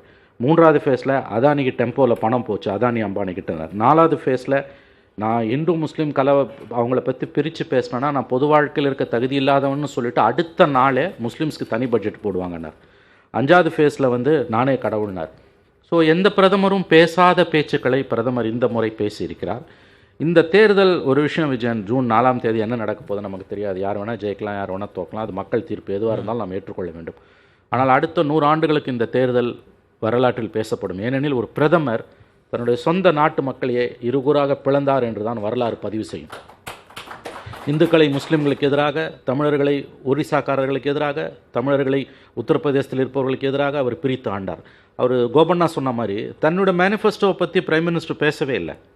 நீங்கள் 10 ஆண்டு கால சாதனைகளை பேசலை, உங்கள் மேனிஃபெஸ்டோவை பேசலை. இன்னும் சொல்ல போனீங்கன்னா பிஜேபியுடைய முக்கியமான சாதனைகளில் 2 370 நீக்கினது, அயோத்தியாவில் ராமர் கோயில் கட்டினது. நமக்கு பிடிக்குதோ பிடிக்கல, அது உண்மையிலே சாதனை தான். பிகாஸ் 1980 அவர்கள் கட்சி ஆரம்பித்ததுலேருந்து இந்த 10 தேர்தல்கள் அவங்களோட மேனிஃபெஸ்டோவில் சொல்லப்பட்ட 3 விஷயங்கள் 370, ராமர் கோயில், பொது சிவில் சட்டம், இதில் 2 அச்சீவ் பண்ணியிருக்காங்க. ஆனால் அதை சொல்லி பிரதமரால் ஏன் ஓட்டு கேட்க முடியல? இல்ல ஏன்னா அது எடுபடலை. மணி, இப்போ நீங்க பட்டியலிட்டீங்க ஒவ்வொரு ஃபேஸ்லையும் எப்படி பேசியிருக்கிறாரு. அவருக்குள்ள ஒரு கணக்கு இருக்கும்ல, தேர்தல் கணக்கு. நம்ம தார்மீக ராதியா எஸ், தேர்தல் ரீதியா அவருக்கு இந்த பேச்சு பலன் தருமா தராதா? இது ரொம்ப $1 மில்லியன் கொஸ்டின். ஷபீர் அதை தொட்டுட்டு நகர்ந்தாரு. அவங்க ஃபர்ஸ்ட் ஃபேஸுக்கு பிறகு தான் பிரைம் மினிஸ்டர் இதை பேசுகிறார். அந்த கோர் ஹிந்துத்துவா ஓட் பேங்க் கிட்ட இது எடுப்படும், அந்த ஆன்டி முஸ்லீம் ரெட்டாரிக் எடுப்படும்னு பிரதமர் நம்புறாரு. அந்த நம்பிக்கை பொய்யா போகுமான்னு என்னால் உறுதியாக இப்போ சொல்ல முடியல. ஏன்னா ஹிந்துத்துவாவும் மோடி ஃபேக்டரும் தான் பிஜேபியோட வெற்றிக்கான அடித்தளமாக இருக்குது. ஏன்னா சுருக்கமாக சொல்லிடுறோம். இன்னொரு விஷயம், 3 முக்கியமான விஷயங்கள் இந்த எலெக்ஷனில். ஒன்று ப்ரைஸ் ரைஸ், இன்ஃப்ளேஷன், இன்னொன்று அன்எம்ப்ளாய்மெண்ட், இன்னொன்று ஜிஎஸ்டி. இது எதிர்க்கட்சிகளுக்கு மிகப்பெரிய ஆயுதம். பட் இதை ஹிந்துத்வாவை வச்சும் மோடி ஃபேக்டரை வச்சும் மேனேஜ் பண்ண முடியும்னு அவங்க நம்புகிறாங்க. அந்த நம்பிக்கை பொய்ன்னு நம்மளால் சொல்ல முடியாது. ஏன்னா எதிர்க்கட்சிகளுக்கு பிரைம் மினிஸ்டர் கேண்டிடேட் இல்லாததும் பிஜேபி கிட்ட மோடி ஃபேக்டர் இருக்கிறதும் நாம் ஒதுக்கி தள்ள முடியாத விஷயங்கள் தான் நான் பார்க்குறேன். சரி, செம்மலை சார், இப்போ அதிமுக எப்படி பார்க்குது? டெல்லியில் என்ன மாற்றம் வரும் அப்படின்னு நினைக்குது? யாருக்கு நீங்கள் ஆதரவு கொடுக்க போறீங்க? அதாவது தேசிய கட்சிகளை பொறுத்தவரையில், இன்றைக்கு இருக்கிற 2 தேசிய கட்சிகளை பொறுத்தவரையில், அனைத்து இந்திய அண்ணா திராவிட முன்னேற்ற கழகத்தை பொறுத்தவரை எங்களுடைய பொதுச் செயலாளர் சொன்னதன் அடிப்படையில் சொல்லுகிறேன், 2 கட்சிகளையுமே நாங்கள் சமதூரத்தில் வைத்து தான் பார்க்கிறோம். எந்த கட்சிக்கும் ஒட்டுண்ணியாக நாங்கள் இருக்க விரும்பவில்லை. இந்த தேர்தலில் வெற்றி பெறுகிற நாடாளுமன்ற உறுப்பினர்கள் மக்களவைக்கு சென்று மாநில உரிமைகளுக்காக, மாநிலத்தினுடைய மக்களினுடைய தேவைகளுக்காக குரல் கொடுக்கிறவர்களாகத்தான் நிச்சயமாக இருப்பார்கள். எங்களை பொறுத்தவரையில் டெல்லியிலே எந்த கட்சி ஆட்சிக்கு வந்தாலும் எங்களை அதை பற்றி கவலை இல்லை எங்களுக்கு. இன்னொன்று, தேசிய கட்சிகளை பொறுத்தவரையில் சமீபத்திலே நாம் பார்க்கிறோம், இன்றைக்கு 5-6 கட்ட தேர்தல் முடித்து விட்டது. அந்த 6 கட்ட தேர்தலில் வாக்கு பதிவை பார்க்கிற போது அநேகமாக ஒரு 65% என்கிறவர்கள் தான் ஆவரேஜாக இருக்கிறது. இதிலிருந்து என்ன தெரிகிறது என்று சொன்னால், மக்களே வாக்குகள் அளிப்பதற்கு தயங்குகிறார்கள், அது விரும்பவில்லை. அதற்கு காரணம் அரசியல் தலைவர்களாக அல்லது அரசியல் கட்சி நடவடிக்கையில் இருக்கிறதோ என்ற அந்த ஐயப்பாடு எனக்கு இருக்கிறது. காரணம், நம்முடைய சகோதரர் கோபண்ணா அவர்கள் கூட சொன்னார்கள், அதாவது அதிமுகவை பொறுத்தவரையில் கூட்டணி இங்கு அவர்களுக்கு அமையவில்லை என்று சொல்லுகிறார்கள். எங்களுக்கு கூட்டணியை பற்றி கவலையே இல்லை.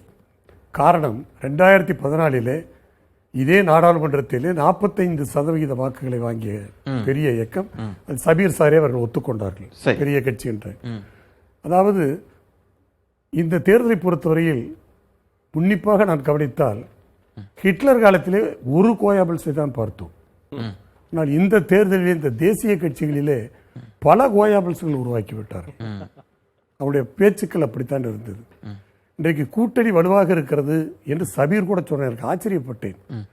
அதாவது தேசிய அளவிலே அந்த கூட்டணி இருக்கிறது என்று சொன்னால் நான் கேட்கிறேன், அது எங்கே பலமாக இருக்கிறது? அந்த கூட்டணியினுடைய நிலை என்ன? கேரளாவிலே காங்கிரஸ் கட்சி இல்லாத ஒரு கூட்டணி இருப்பது சரியில்லை என்று சொன்ன அந்த கட்சியினுடைய தலைவர் ராகுல் காந்தி போட்டியிடுகிறார். ஆனால் சிபிஐ அங்கே போட்டியிடுகிறது, அவரை எதிர்த்து போட்டியிடுகிறது. யூபியிலே காங்கிரஸை எதிர்த்து கம்யூனிஸ்ட் போட்டியிடுகிறது. அங்கே மேற்கு வங்காளத்தில் ஆதிர் ரஞ்சன் சௌத்ரி என்ன சொல்லுகிறார் என்று சொன்னால், அதாவது நீங்கள் திரிணாமுல் காங்கிரஸ் ஓட்டு போட வேண்டாம், அதுக்கு பிஜேபிக்கு ஓட்டு போட்டு செல்லுங்கள். இதெல்லாம் பாஜக காரங்களே பேசினது தான். இல்ல நான் சொல்றேன், அதாவது எங்கே கூட்டணி அதான் இன்டாக்டா இருக்குது. உங்கள் உள்ள கிடக்கை, உங்களுடைய உட்கருத்து அப்படின்றது இந்தியா கூட்டணி வெற்றி பெற வாய்ப்பு இல்லை. அதுக்கு நான் சொல்லல, அதான் முதல்ல சொல்லிட்டேன். அதாவது வெற்றிகள் இதா இருக்கும். இந்த வெற்றிகள் வந்து ஒரு கட்சிக்கு ஏகபோகமாக அது இருக்கு. தமிழ்நாட்டுக்கு சொன்னது, நான் டெல்லிக்கு கேட்கிறேன். அங்கேயும் அப்படித்தான் சொல்றேன் நான். அங்கேயும் அப்படித்தான் சொல்றேன். சரி. அதே மாதிரி இன்னொன்று என்ன சொல்றேன்னா, இப்போ இங்க இன்டாக்டா இங்க தமிழ்நாடு கோபண்ணா கூட சொன்னாரு, இங்க இன்டாக்டா இருக்குது மட்டும். நான் கேட்கிறேன், இப்ப காங்கிரஸோட இப்ப பேசுறாரு, கூட்டணியில் இருக்கிறதுனால பேசுறாரு. ஏன்னா திமுகவினுடைய தயவால் தான் அவர்களுடைய கட்சியிலிருந்து நாடாளுமன்ற தேர்ந்தெடுக்கப்படுவார்கள் என்ற அந்த தேவைக்காக பேசுகிறார். நான் கேட்கிறேன், இந்த கூட்டணி 2026 தொடருமா என்பது பொறுத்திருந்து பாருங்கள். இன்னொன்று, சரி, நீங்க நான் 24க்கு ஒரு டிபேட்டை வச்சா நீங்க 26க்கு நகர்த்திட்டீங்க. சரி, இப்ப ராகுல் காந்தி, இப்ப திமுக சொல்றேன், இப்ப திமுக தலைவர் அதாவது மரியாதைக்குரிய திரு ஸ்டாலின் அவர்கள் இன்றைக்கு முதலமைச்சராக இருந்து கொண்டு ஒரு சூழ்நிலையின் கைதியாக இருக்கிறார். சரி, அது ஒரு தனி டிபேட். நம்ம பேசலாம். நம்ம இதுக்குள்ளே நேயர்களுமே காத்திருங்கள் செம்மலை, நேயர்களுமே இதை பார்த்து கொண்டிருந்து நிறைய கேள்விகள் 6 விருந்தினர்களுக்குமே கேள்வி எழுப்பி இருக்கிறாங்க. அதுல நம்ம தேர்ந்தெடுத்து சில கேள்விகளை முன்வைக்கலாம் அப்படின்னு நினைக்கிறேன். அமைச்சரிடம் ஒரு கேட்டிருப்பது என்ன கேள்வி அப்படின்னா, கடந்த முறை ராகுல் காந்தியை முன்னிறுத்திய நீங்கள் இந்த முறை யாரையும் முன்னிறுத்தாதன் காரணம் என்ன? கடந்த முறை இருந்த நம்பிக்கை கூட ராகுல் மீது இப்போ உங்களுக்கு இல்லையான்னு ஒருத்தர் கேட்டிருக்கார். சார், திராவிட முன்னேற்ற கழகத்தின் தலைவர் தான் முதல் முறையாக ராகுல் காந்தி அவர்களை இங்கு அழைத்து அந்த கூட்டணிக்கான வித்தை போட்டு அவர் ஒரு மாபெரும் தலைவராக அடையாளப்படுத்தினார். அதை வந்து யாரும் மறக்க முடியாது. இது யார் சொன்னா எப்படின்னு எனக்கு தெரியல, இந்த அடிப்படையில் சொன்னார்கள். ராகுல் காந்தி அவர்களை ஒரு தேசிய தலைவராக அடையாளப்படுத்தியது நம்முடைய திராவிட முன்னேற்ற கழகம் தான். அதை யாரும் மறக்கவே முடியாது. நீங்க வந்து இன்னைக்கு பாஜக வந்து ஏன் பதட்டத்தில் இருக்கு நம்ம சொல்லுவோம்னா, நீங்க பார்த்தீங்கன்னா நம்முடைய ஜனாதிபதி அவர்கள் திரௌபதி முர்மு அவர்கள் அவர்கள் வந்து அவர் எங்கே பார்த்தாலும் இவங்க வந்து மலைவாழ் மக்களுடைய பிரதிநிதி என்று பேசுவார். அவங்க வந்து முதல் முறையாக வந்து நாடாளுமன்ற கட்டிடம் திறக்கின்ற நேரத்தில் அந்த அரசமைப்பு சட்டத்தினுடைய பாதுகாவலர் அவர் தான் அழைத்திருக்கணும், யாரை அழைக்கட்டாலும். ஆனால் கங்கனா ரவத் போன்ற நடிகைகளை கூட கூப்பிடாத தவறாத பாஜக இவர்களை கூப்பிடலை, அவங்க வரவும் இல்லை. அதே மாதிரி ராமர் கோயில் திறப்பு விழாவுக்கு அழைப்பார் என்று எதிர்பார்த்தார்கள். அங்கேயும் இந்த நிறைய நடிகைகள் எல்லாம் கூப்பிட்டுருந்தாங்க பெண்களை, ஆனால் இவங்கள கூப்பிடலை. இப்போ அவர் சொல்லுகிறார் பிரதமர், அவங்களோட தோல் நிறத்தை வைத்து தான் வந்து ஜனாதிபதி தேர்தலில் இந்தியா கூட்டணி அவரை தோற்கடிக்க முயற்சி எடுத்தேன்னு. நீங்கள் வந்து எந்த ஜனாதிபதி தேர்தலும் ஒரு அரசியல் அடிப்படையில் தான் நடந்திருக்கு இந்தியாவில். அது காங்கிரஸ் கட்சி ஒரு ஆளை நிறுத்தணும், எதிர்கட்சியில் ஒரு ஆளை நிறுத்தணும், இது வந்து வரலாறு, அப்படி தான் வரலாறு. இப்படி வந்து ஒரு ஒரு துவேஷத்தோடு ஒரு பிரதமர் பேசுகின்றார்னா தோல்வி பயத்தை தவிர வேற என்ன இருக்க முடியும்? இன்னும் இருக்கு மக்கள் கேள்விக்கு பதில் சொல்லிட்டு நம்ம பேசலாம் நினைக்கிறேன். மக்கள் அனுப்பியிருக்கிறாங்க கேள்வி. செம்மலை, உங்களுக்கு என்ன கேள்வி வந்திருக்கு அப்படின்னா, மோடி பேரை பயன்படுத்தாம பிரச்சாரத்தை முடிச்சிட்டீங்களே, ஒருவேளை மோடிக்கு ஆதரவு தேவைப்பட்டா கொடுப்பீங்களா அப்படின்னு. திரு இபிஎஸ் அவர்கள் மோடி பேரையே பயன்படுத்தல ஏற்கனவே தெளிவாக சொல்லிவிட்டேன். நாங்கள் 2 தேசிய கட்சிகளையுமே சமதூரத்தில் இல்ல, மோடி பெயரை பயன்படுத்த வேண்டிய அவசியம் இல்லை. நாங்கள் பயன்படுத்த வேண்டிய அவசியம் இல்லை. யார் வெற்றி பெற்றாலும் எங்களுக்கு அதை பற்றி கவலை இல்லை. சரி, எங்களுடைய உறுப்பினர்கள் குரல் கொடுப்பார்கள். இன்னொன்று, ஒரே ஒன்று, நம்முடைய சகோதரர் மனோ தங்கராஜ் அவர்கள் சொன்னார்கள், அதாவது ராகுல் காந்தி அவர்கள்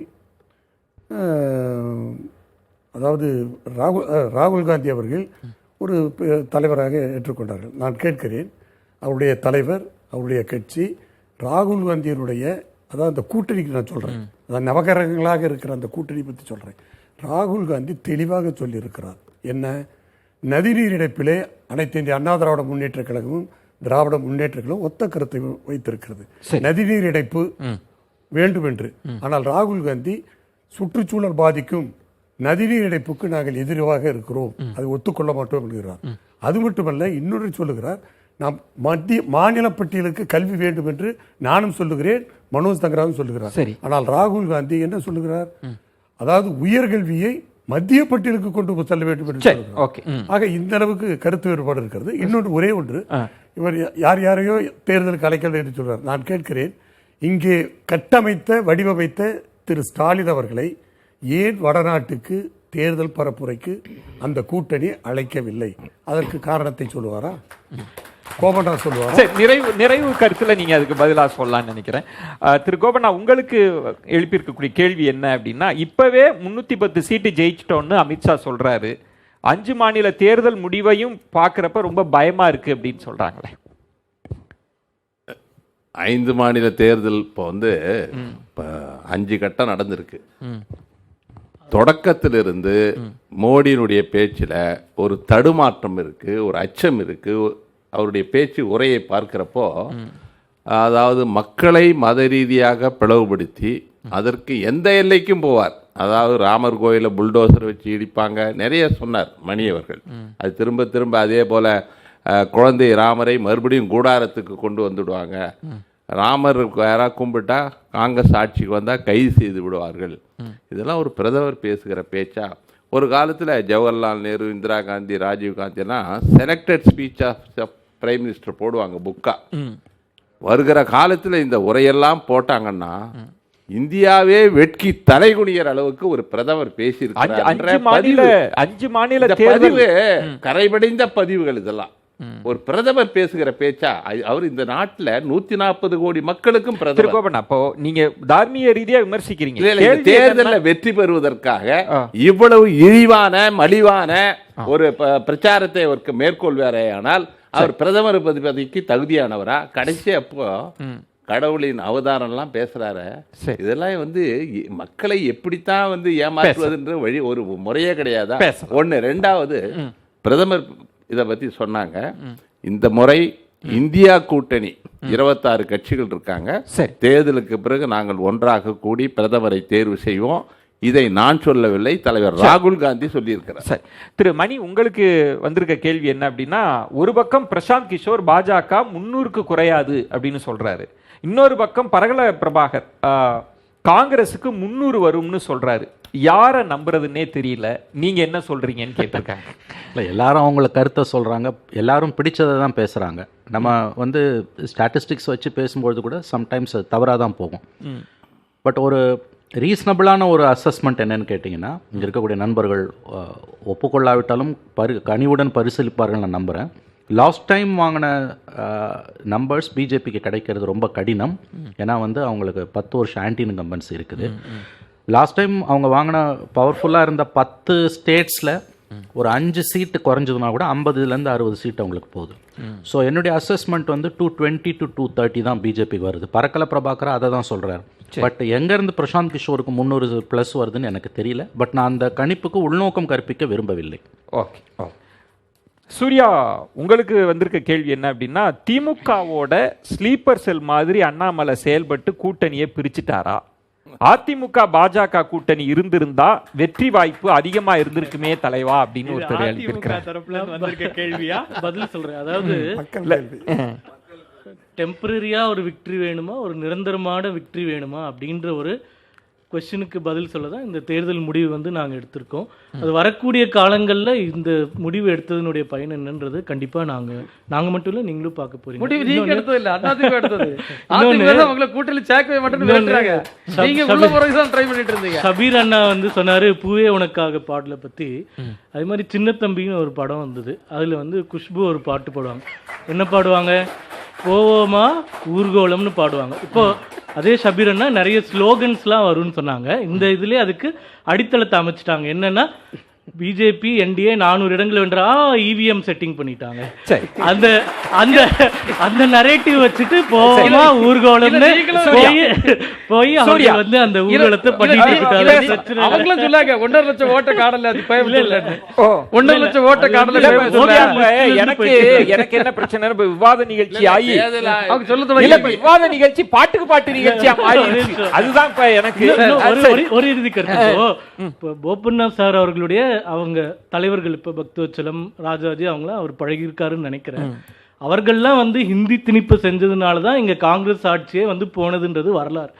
இப்ப அந்த திணிப்புனால ஐயாவே ஹிந்தி படிக்கலையான்னு எனக்கு தெரியல, அவருக்கு தெரியுமா தெரியலையான்னு தெரியல.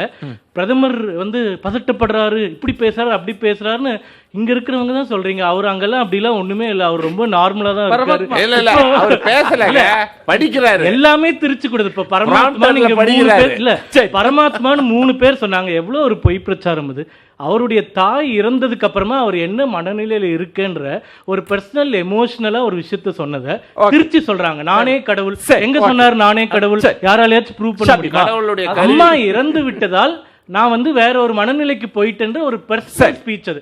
அதையே திருச்சி நான் கடவுள்னு அவர் சொல்றாரு, நீங்க பொய் சொல்றீங்கன்னா மக்கள் புரிஞ்சுக்கணும். 10 வருஷமா அவர் பேசுனதெல்லாம் பொய்யாதான் சொல்லிட்டு இருக்காங்க அப்படின்னு புரிஞ்சுக்கணும். ஃபைனல் ஒரே ஒரு கருத்து,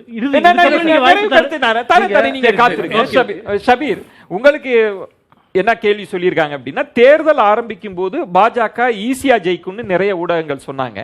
2வது 3வது கட்டம் தேர்தல் முடிகிறப்ப இந்தியா கூட்டணி பக்கம் காத்தடிக்கிறது அப்படின்லாம் ஊடகங்கள் பேசுறாங்க. இப்ப திரும்பவும் பாஜகவுக்கு வாய்ப்புன்ற மாதிரி ஊடகங்கள்ல பலரும் வந்து பேசுறாங்களே, ஊடகங்களை புரிஞ்சிக்கவே முடியலையே அப்படின்னு ஒரு கேள்வி ஊடகவியலாளரா உங்கள்கிட்ட கேட்டிருக்காங்க. இல்ல, இந்த தேர்தல் என்பதே வந்து ஒரு நீண்ட தேர்தலாக இருக்கிறது. 7 phases. 2014 தேர்தலுக்கும் 2019 தேர்தலுக்கும் இருந்த ஒரு அந்த தேர்தல்களுக்கும் இதுக்கும் ஒரு வித்தியாசம் என்னன்னா, 2014லையும் 19லையும் ஒரு வேவ் இருந்துச்சு, உங்களுக்கு தெரியும், ஒரு மொமெண்டம் அப்படின்றது இருந்துச்சு. ஸோ அது இருந்ததுனால உங்களுக்கு அந்த கவனம் எல்லாம் அந்த பக்கம் தான் இருந்துச்சு. இந்த தேர்தலை பொறுத்த வரைக்கும் ஒரு மொமெண்டமே இல்லை. இந்த தேர்தல் எப்படா முடியும் அப்படின்ற அளவுக்கு வந்து மக்கள் வந்து ஒரு விதமான விரக்தியில இருக்காங்க. டெய்லி டிவி ஆன் பண்ணா பாயம் பேனோ மித்ரம் காசு பத்திரம் அப்படின்ற அளவுக்குலாம் வந்து ஒரு பதற்றமான மனநிலை மக்கள் மத்தியில உருவாகி இருக்கு. என்ன பேச போறாரு, என்ன நடக்க போகிறது அப்படின்னு. அப்போ இந்த தேர்தல் என்பது மக்கள் ஒரு பெரிய அளவுக்கு ஆர்வம் காட்டவில்லை அப்படின்னு தான் நான் பார்க்கிறேன். அதனாலதான் உங்களுக்கு வந்து இந்த தேர்தலோடைய அந்த மேப்பிங் வந்து நம்ம அப்படி பண்ணும்போது, அந்த ட்ரெண்டை நம்ம ஃபாலோ பண்ணும்போது, ஆரம்பத்துல ஜனவரி மாசம் பாத்தீங்கன்னா நான் மணிசாரிய பேட்டி எடுத்திருக்கேன். அப்ப சொன்னாரு 2024 இஸ் a done deal அப்படின்னாரு. எனக்கும் ஒரு சந்தேகம் இருந்துச்சு எப்படி அப்படின்னு. ராமர் கோயில் விவகாரம் பெரிய அளவுக்கு பாஜகவுக்கு கை கொடுக்கும்னாங்க. ஆனா தேர்தல் சமயத்துல வரும்போது அந்த விவகாரம் வந்து பெரிய அளவுக்கு பாஜகவுக்கு கை கொடுக்கவில்லை. ஸோ இதெல்லாம் வந்து ஒவ்வொரு டைம்ல அந்த களம் என்பது மாறுகிறது அப்படின்னும் போது, இப்போ இந்த கடைசி கட்ட தேர்தல், இந்த 6வது ஃபேஸ் 7வது ஃபேஸ் ரொம்ப முக்கியமான ஃபேஸ். இதுல பிஜேபி எதிர்பார்க்கக்கூடிய மாநிலங்கள், அவங்க ரொம்ப கவனம் செலுத்தக்கூடிய மாநிலங்கள்ல அந்த தேர்தல் என்பது நடக்கிறது. அப்போ ஒரு 5 மாநிலங்கள் இந்த தேர்தலை தீர்மானிக்கக்கூடிய மாநிலங்களாக இருக்கு. ஒன்னு வந்து யூபி, 2வது மகாராஷ்டிரா, 3வது வெஸ்ட் பெங்கால், 4வது ஒடிசா, இன்னொன்னு வந்து கர்நாடகா. இந்த மாநிலங்கள்ல என்ன விதமான மாற்றம் வரப்போகிறது அப்படின்றது ஒரு மிக முக்கியமான ஃபேக்டர். அதனாலதான் அது மாறிட்டே இருக்க ஃபேஸஸ் அது இருக்கிறதுனால அப்ஸ் அண்ட் டவுன்ஸ் வந்துட்டே இருக்கும் ஒரு நீண்ட தேர்தல் அப்படின்றதுனால. ஓகே, இப்போ அடுத்த சுற்று அப்படின்றது நிறைவு சுற்று. கிட்டத்தட்ட வாதத்தினுடைய நிறைவு பகுதிக்கு வந்துட்டோம். வாதங்கள்ல நிறைய விஷயங்கள் எழுப்பப்பட்டது. எல்லாரும் ரத்தின சுருக்கமா உங்க நிறைவு பார்வையை பதிவு செய்யலாம். அமைச்சர் மனோ தங்கராஜ் சார், 3 விஷயம் நான் சொல்ல. ஒன்று வந்து இவருக்கு பரமாத்மா விஷயம். இது வந்து எல்லா மக்களுடைய உணர்வையும் பாதிக்கக்கூடாது. எப்படின்னா, எவன் ஒருவிடத்திலிருந்து எல்லாமே தோன்றுகிறதோ அவன் தான் இறைவன், ஏக கடவுள். அதுதான் பரமாத்மான்னு நம்ம எல்லாம் பேசிகிட்டு இருந்தோம். இந்த பரமாத்மாவிலேருந்து ஜீவாத்மா, இந்த ஜீவாத்மா வந்து ஒரு பயாலஜிக்கல் உடம்பில் வந்து குடிகொள்ளும். அந்த குடிகொண்டு அது நல்ல வாழ்க்கை வாழ்ந்து என்றைக்கு வந்து டோட்டல் செல்ஃப்லெஸ்னஸ், ஒரு சுயமரமற்ற தன்மையை மீறி ஒரு கடவுள் தன்மைக்கு போகுதோ அப்போ அது திரும்ப பரமாத்மாட்ட சென்று சேரும் என்பது இந்தியாவில் வாழுகின்ற பெரும்பான்மை இந்து சமய மக்களுடைய நம்பிக்கை. இவர் வந்து நான் ஒரு பயாலஜிக்கல் மதர்கிட்ட பிறக்கல, நீங்கள் பரமாத்மாவே பரமாத்மாவையும் ஜீவாத்மா நம்பக்கூடியவர்களே, ஜீவாத்மா பயாலஜிக்கல் உடம்பில் தான் தங்கும், ஏன்னா இது வந்து எலும்பு சதைய நகுமானன்னு சொல்லுது. அப்போ இது என்ன பேசுறாரு, எப்படி பேசுறாரு, என்ன மனநிலையில் பேசுறாருன்னு ஒரு பெரிய கேள்வி. 2வது நீங்கள் பார்த்தீங்கன்னா, இவர் பாண்டியன் வந்து ஒரிசாவில் போய் அங்கே கீயெல்லாம் எடுத்துகிட்டு வந்தாருன்னு பேசுறாரு. நீங்கள் ரிஷி சுனாக் வந்து இங்கிலாண்டில் பிரதமராக இருக்கார், அவர் இந்திய வம்சாவளி. கமலா ஹாரிஸ் வந்து அமெரிக்காவுடைய வம்சாவளி, அங்கே துணை ஜனாதிபதியாக இருக்கார். அதையெல்லாம் இந்த நாடுகள்லாம் ஏற்றுக்கொண்டிருக்கு, பொறுத்து கொண்டிருக்கிறாரு. ஆனால் தன்னுடைய வாழ்நாள் முழுவதையும் ஒரிசா மக்களுடைய முன்னேற்றத்திற்காக செலவழித்து ஒரிசாவில் நற்பெயர் பெற்ற ஒரு அரசு உயர் பொறுப்பில் இருந்தவரை இவ்வளவு பகிரங்கமா ஒரு பிரதமர் வந்து பேசலாமா? சரி, 3வது நிறைவு கருத்தை நான் சொல்லி, இன்னைக்கு வந்து நீங்க பாத்தீங்கன்னா இந்த தேர்தலில் வந்து எப்படி இந்த நம்பரை எட்ட போறாங்க ஒரு சந்தேகத்தை நம்முடைய அண்ணாச்சி மணி அவர்கள் மூத்த பத்திரிகைகள் சொன்னார். நீங்க உன்னிப்பா நீங்க பாத்தீங்கன்னா பீகார்ல பாத்தீங்கன்னா நீங்க வந்து இவர் இருந்தார், நம்ம நிதிஷ் இருந்தாரு, பல தடவை கட்சி மாறிட்டாரு. கட்சி மாறின அனுபவங்கள் நம்ம பல காலகட்டங்களில் பார்த்துருக்கோம். அந்த தேஜஸ்வி யாதவுக்கும் இவங்களுக்கும் ஓட்டு வங்கி வித்தியாசம் வந்து சென்ற சட்டமன்ற தேர்தலில் மிக குறைந்தது. இந்த தடவை ஒரு பயங்கரமான கேம்பெயினை கொண்டு போறாரு. குஜராத்லயும் டெல்லியிலையும் நீங்க பஞ்சாப்லையும் பாத்தீங்கன்னா ஆம் ஆத்மியும் காங்கிரஸும் சேர்ந்த ஒரு வலுவான அணி, அது உங்க மிகப்பெரிய ஒரு தாக்கத்தை ஏற்படுத்தியிருக்கு. யூபியிலையும் அன்றைக்கு இருந்த நிலைமை அவங்களுக்கு இல்லை. சவுத் நிலைமை நம்ம பார்த்துக்கிட்டு இருக்கோம். இப்படி ஒவ்வொரு மாநிலமாக கர்நாடகாவில் அவங்க நினைத்த பழைய நம்பர் 24 வரவே செய்யாது. சரி. எனவே நிச்சயமாக இந்த கூட்டணி என்பது வரும் ஆட்சி அமைக்கும், அதில் எந்த சந்தேகமும் இல்லை. நன்றி. எல்லாம் ரத்தின சுருக்கமா திரு மணி உங்களுடைய நிறைவு கருத்து. சுருக்கமாக சொல்லிடுறேன். அதாவது இந்த ஆண்டு உலக அரசியலில் முக்கியமான ஆண்டு. கிட்டத்தட்ட 200 கோடி மக்கள் வாக்களிக்கிறாங்க.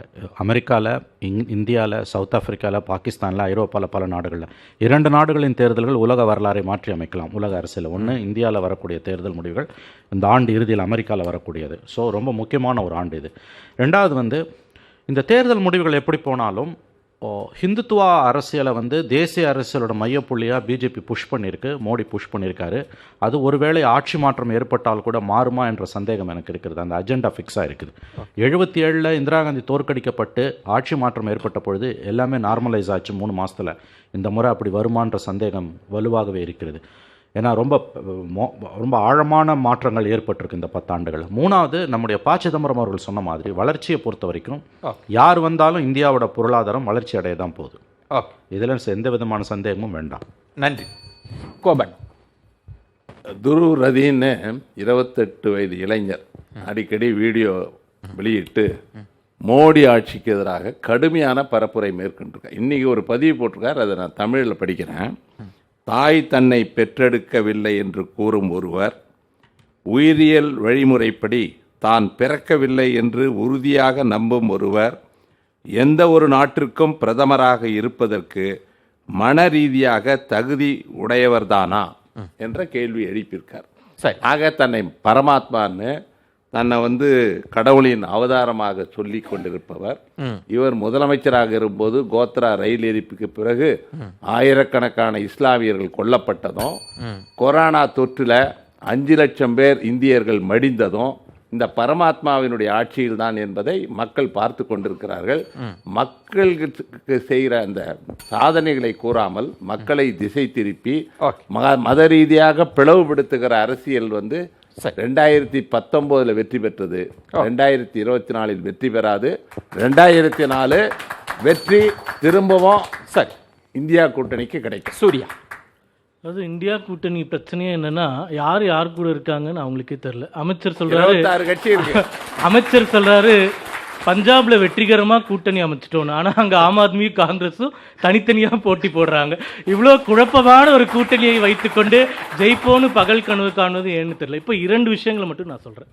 இப்போ இந்தியாவிலுடைய 1950 இப்போ ஒரு கேள்வி, இப்போ பிஜேபி எப்படி அதிக சீட்டு ஜெயிக்கும்னு எல்லாரும் கேட்குறீங்க. போன தேர்தலோட 1951 படிப்பறிவு எப்பெல்லாம் எவ்வளோ சதவீதம் உயர்ந்திருக்கோ காங்கிரஸ் ஜெயிக்கக்கூடிய இடங்கள் அப்படியே குறைஞ்சிக்கிட்டே வருது. உதாரணமாக 1951 தேர்தலில் இந்தியாவினுடைய படிப்பறிவு 18%, காங்கிரஸ் ஜெயிச்ச தொகுதி 371. 2014 வந்துடலாம், படிப்பறிவு 78%, காங்கிரஸ் ஜெயிச்சது 44 சீட்டு தான். இப்போது படிப்பறிவு 5% உயர்ந்துடுச்சான். அப்போ 83% இன்னைக்கு படிப்பறிவு வந்துருச்சு. அப்போ பிஜேபிக்கு 303 ஒரு 20-30 சீட்டு நீங்கள் ஜாஸ்தியாக போட்டுக்கோங்க. அந்த கணக்குப்படி பிஜேபி இந்தியாவில் மிகப்பெரிய பெரும்பான்மையோடு வரும்.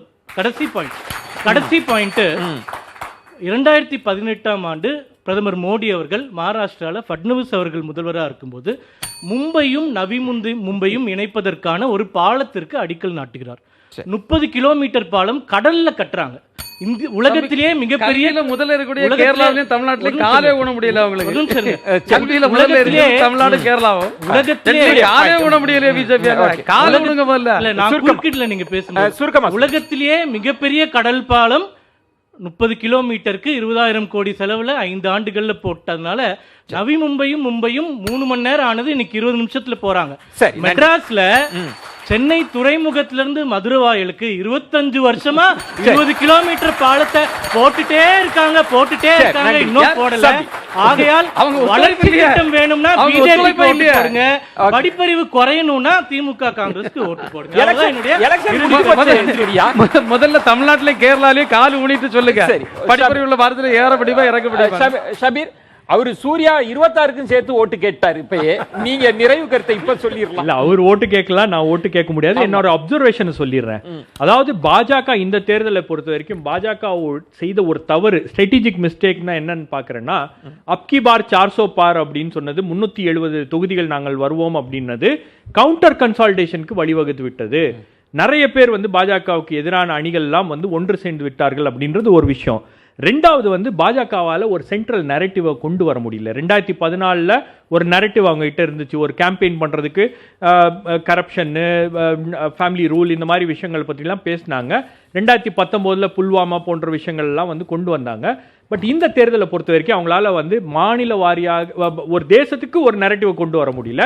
அதனால தான் மாநில வாரியாக போய் அங்கங்கே ஒரு மைக்ரோ நரேட்டிவை அவங்க கிரியேட் பண்ணுறாங்க. 4 விஷயம் தான். ஒன்று வந்து மோடியால் ஆன்டி இன்கம்பன்சியை பீட் பண்ண முடியுமா, 10 ஆண்டு கால அந்த மக்களிடம் இருக்கக்கூடிய அதிருப்தியை இந்த தேர்தலில் பீட் பண்ண முடியுமா அப்படின்றது ஒன்று. ரெண்டாவது, எத்தனை சீட்ஸில் பாஜக தோற்கும் அப்படின்றது ஒரு மிகப்பெரிய கேள்வி. அதுக்கப்புறம் வந்து 3 கட்சிகள் முக்கியமாக இந்தியா கூட்டணியில் இந்த தேர்தலை தீர்மானிக்கக்கூடிய கட்சிகளாக இருக்கு. ஒன்று வந்து டிஎம்கே 40 தொகுதிகள் அவங்க கிட்ட இருக்கு. இன்னொன்று வந்து டிஎம்சி 42 தொகுதிகள் இருக்கு. சிவசேனா அண்ட் என்சிபி 48 தொகுதிகள் இருக்கு. நாலாவது, தமிழ்நாட்டை பொறுத்த வரைக்கும் என்னை பொறுத்த வரைக்கும் பிக் ஸ்டோரி தமிழ்நாட்டில் the revival of ADMK revive ஆகி அவங்க ஓட் பேங்க் அவங்க செக்யூர் பண்ணாங்கன்னா அது ஒரு மிகப்பெரிய வெற்றியாக அதிமுகவுக்கு இருக்கும். கடைசியாக சொல்ல போனோம்னா, இந்த தேர்தல் ஒருவேளை பாஜக அமோக மெஜாரிட்டியை வாங்கி வெற்றி பெற்று ஆட்சி அமைத்தால் அல்லது கூட்டணி ஆட்சி அமைத்தாலோ அந்த வெற்றி என்பது சிறுபான்மையினரை தான் சாரும். ஏனென்றால் சிறுபான்மையினர் இந்த நாட்டில் இல்லைன்னா பாஜகவால எந்த எலெக்ஷனும் ஜெயிக்க முடியாது. அதுதான் நிதர்சனமான உண்மை. நிறைவு கருத்து. அது சபீர் சாருக்கு நன்றி. இந்த தேர்தலை பொறுத்தவரையில் எங்களுடைய வாக்கு சதவீதம் 30 தாண்டும். 2026 40 எட்டும். எனவே 2026 ஆட்சி அமைப்பது உறுதி. காரணம், இப்பொழுது இந்த பக்கம் சொன்னதை போல, காங்கிரஸ் திமுக சொன்னதை போல கூட்டணி பலம்தான் அவளது பலம். நாங்கள் சுயபலத்திலே இருக்கிறோம், சொந்த பலத்திலே இருக்கிறோம். இன்றைக்கு மாண்பு முதலமைச்சர் ஸ்டாலின் அவர்கள் இந்த கூட்டணி தரப்பத்தால் கட்டுண்டு கிடக்கிறார். முல்லைப் பெரியாறு அணையிலே அவரால் ஒரு முடிவெடுக்க முடியவில்லை. காவிரி நதிநீர் பிரச்சனைக்காக வற்புறுத்த முடியவில்லை. கேவலம் சிலந்தி ஆற்றின் குறுக்கே தடுப்பணையை கட்டுவதை கூட மத்திய மண்டல தீர்ப்பாயம் உத்தரவு போட்ட பிறகு கடிதம் எழுதி கொண்டிருக்கிறார். ஆனால் எங்களுடைய பொதுச் செயலாளர் ஆரம்பத்திலே இதை கண்டித்தார். எனவே இது என்ன ஆக போகுதுன்னா, நிச்சயமாக திமுகவுக்கு பாதகம் ஏற்பட போகிறது, ஆன்டி இன்கம்பன்ஸ் ஏற்பட போகிறது. நிச்சயமாக இந்த சூழ்நிலை எங்களுக்கு சாதகமாக அமைப்போம். 2024 ஆட்சி அமைப்பது உறுதி. எங்களுடைய பொதுச் செயலாளர் முதலமைச்சராவது உறுதி. நன்றி. இப்போ இதற்கு முன்பு வட்டமேசை விவாதம் அப்படின்றது தேர்தலுக்கு முன்பு இருந்ததுனால சுனாமி மாதிரி ஆக்ரோஷமாக இருந்தது. இப்போ 6 கட்டம் 7 கட்டம்ன்றதுனால கொஞ்சம் நிதானமாக இந்த வட்டமேசை விவாத நிகழ்ச்சியில் பங்கு பெற்றோம். ரொம்ப ஆழமான கருத்துக்கள்லாம் முன் வச்சிங்க. நெஞ்சம் நிறைந்த நன்றிகளை உங்களுக்கு தெரிவித்துக் கொள்கிறோம். பார்வையாளர்களுக்கும் எங்களுடைய நெஞ்சம் நிறைந்த நன்றிகளை தெரிவித்துக் கொள்கிறோம். மற்றொரு நிகழ்ச்சியில் உங்களை சந்திக்கிறேன். அதுவரை உங்களிடமிருந்து விடைபெறுகிறேன். நன்றி, வணக்கம்.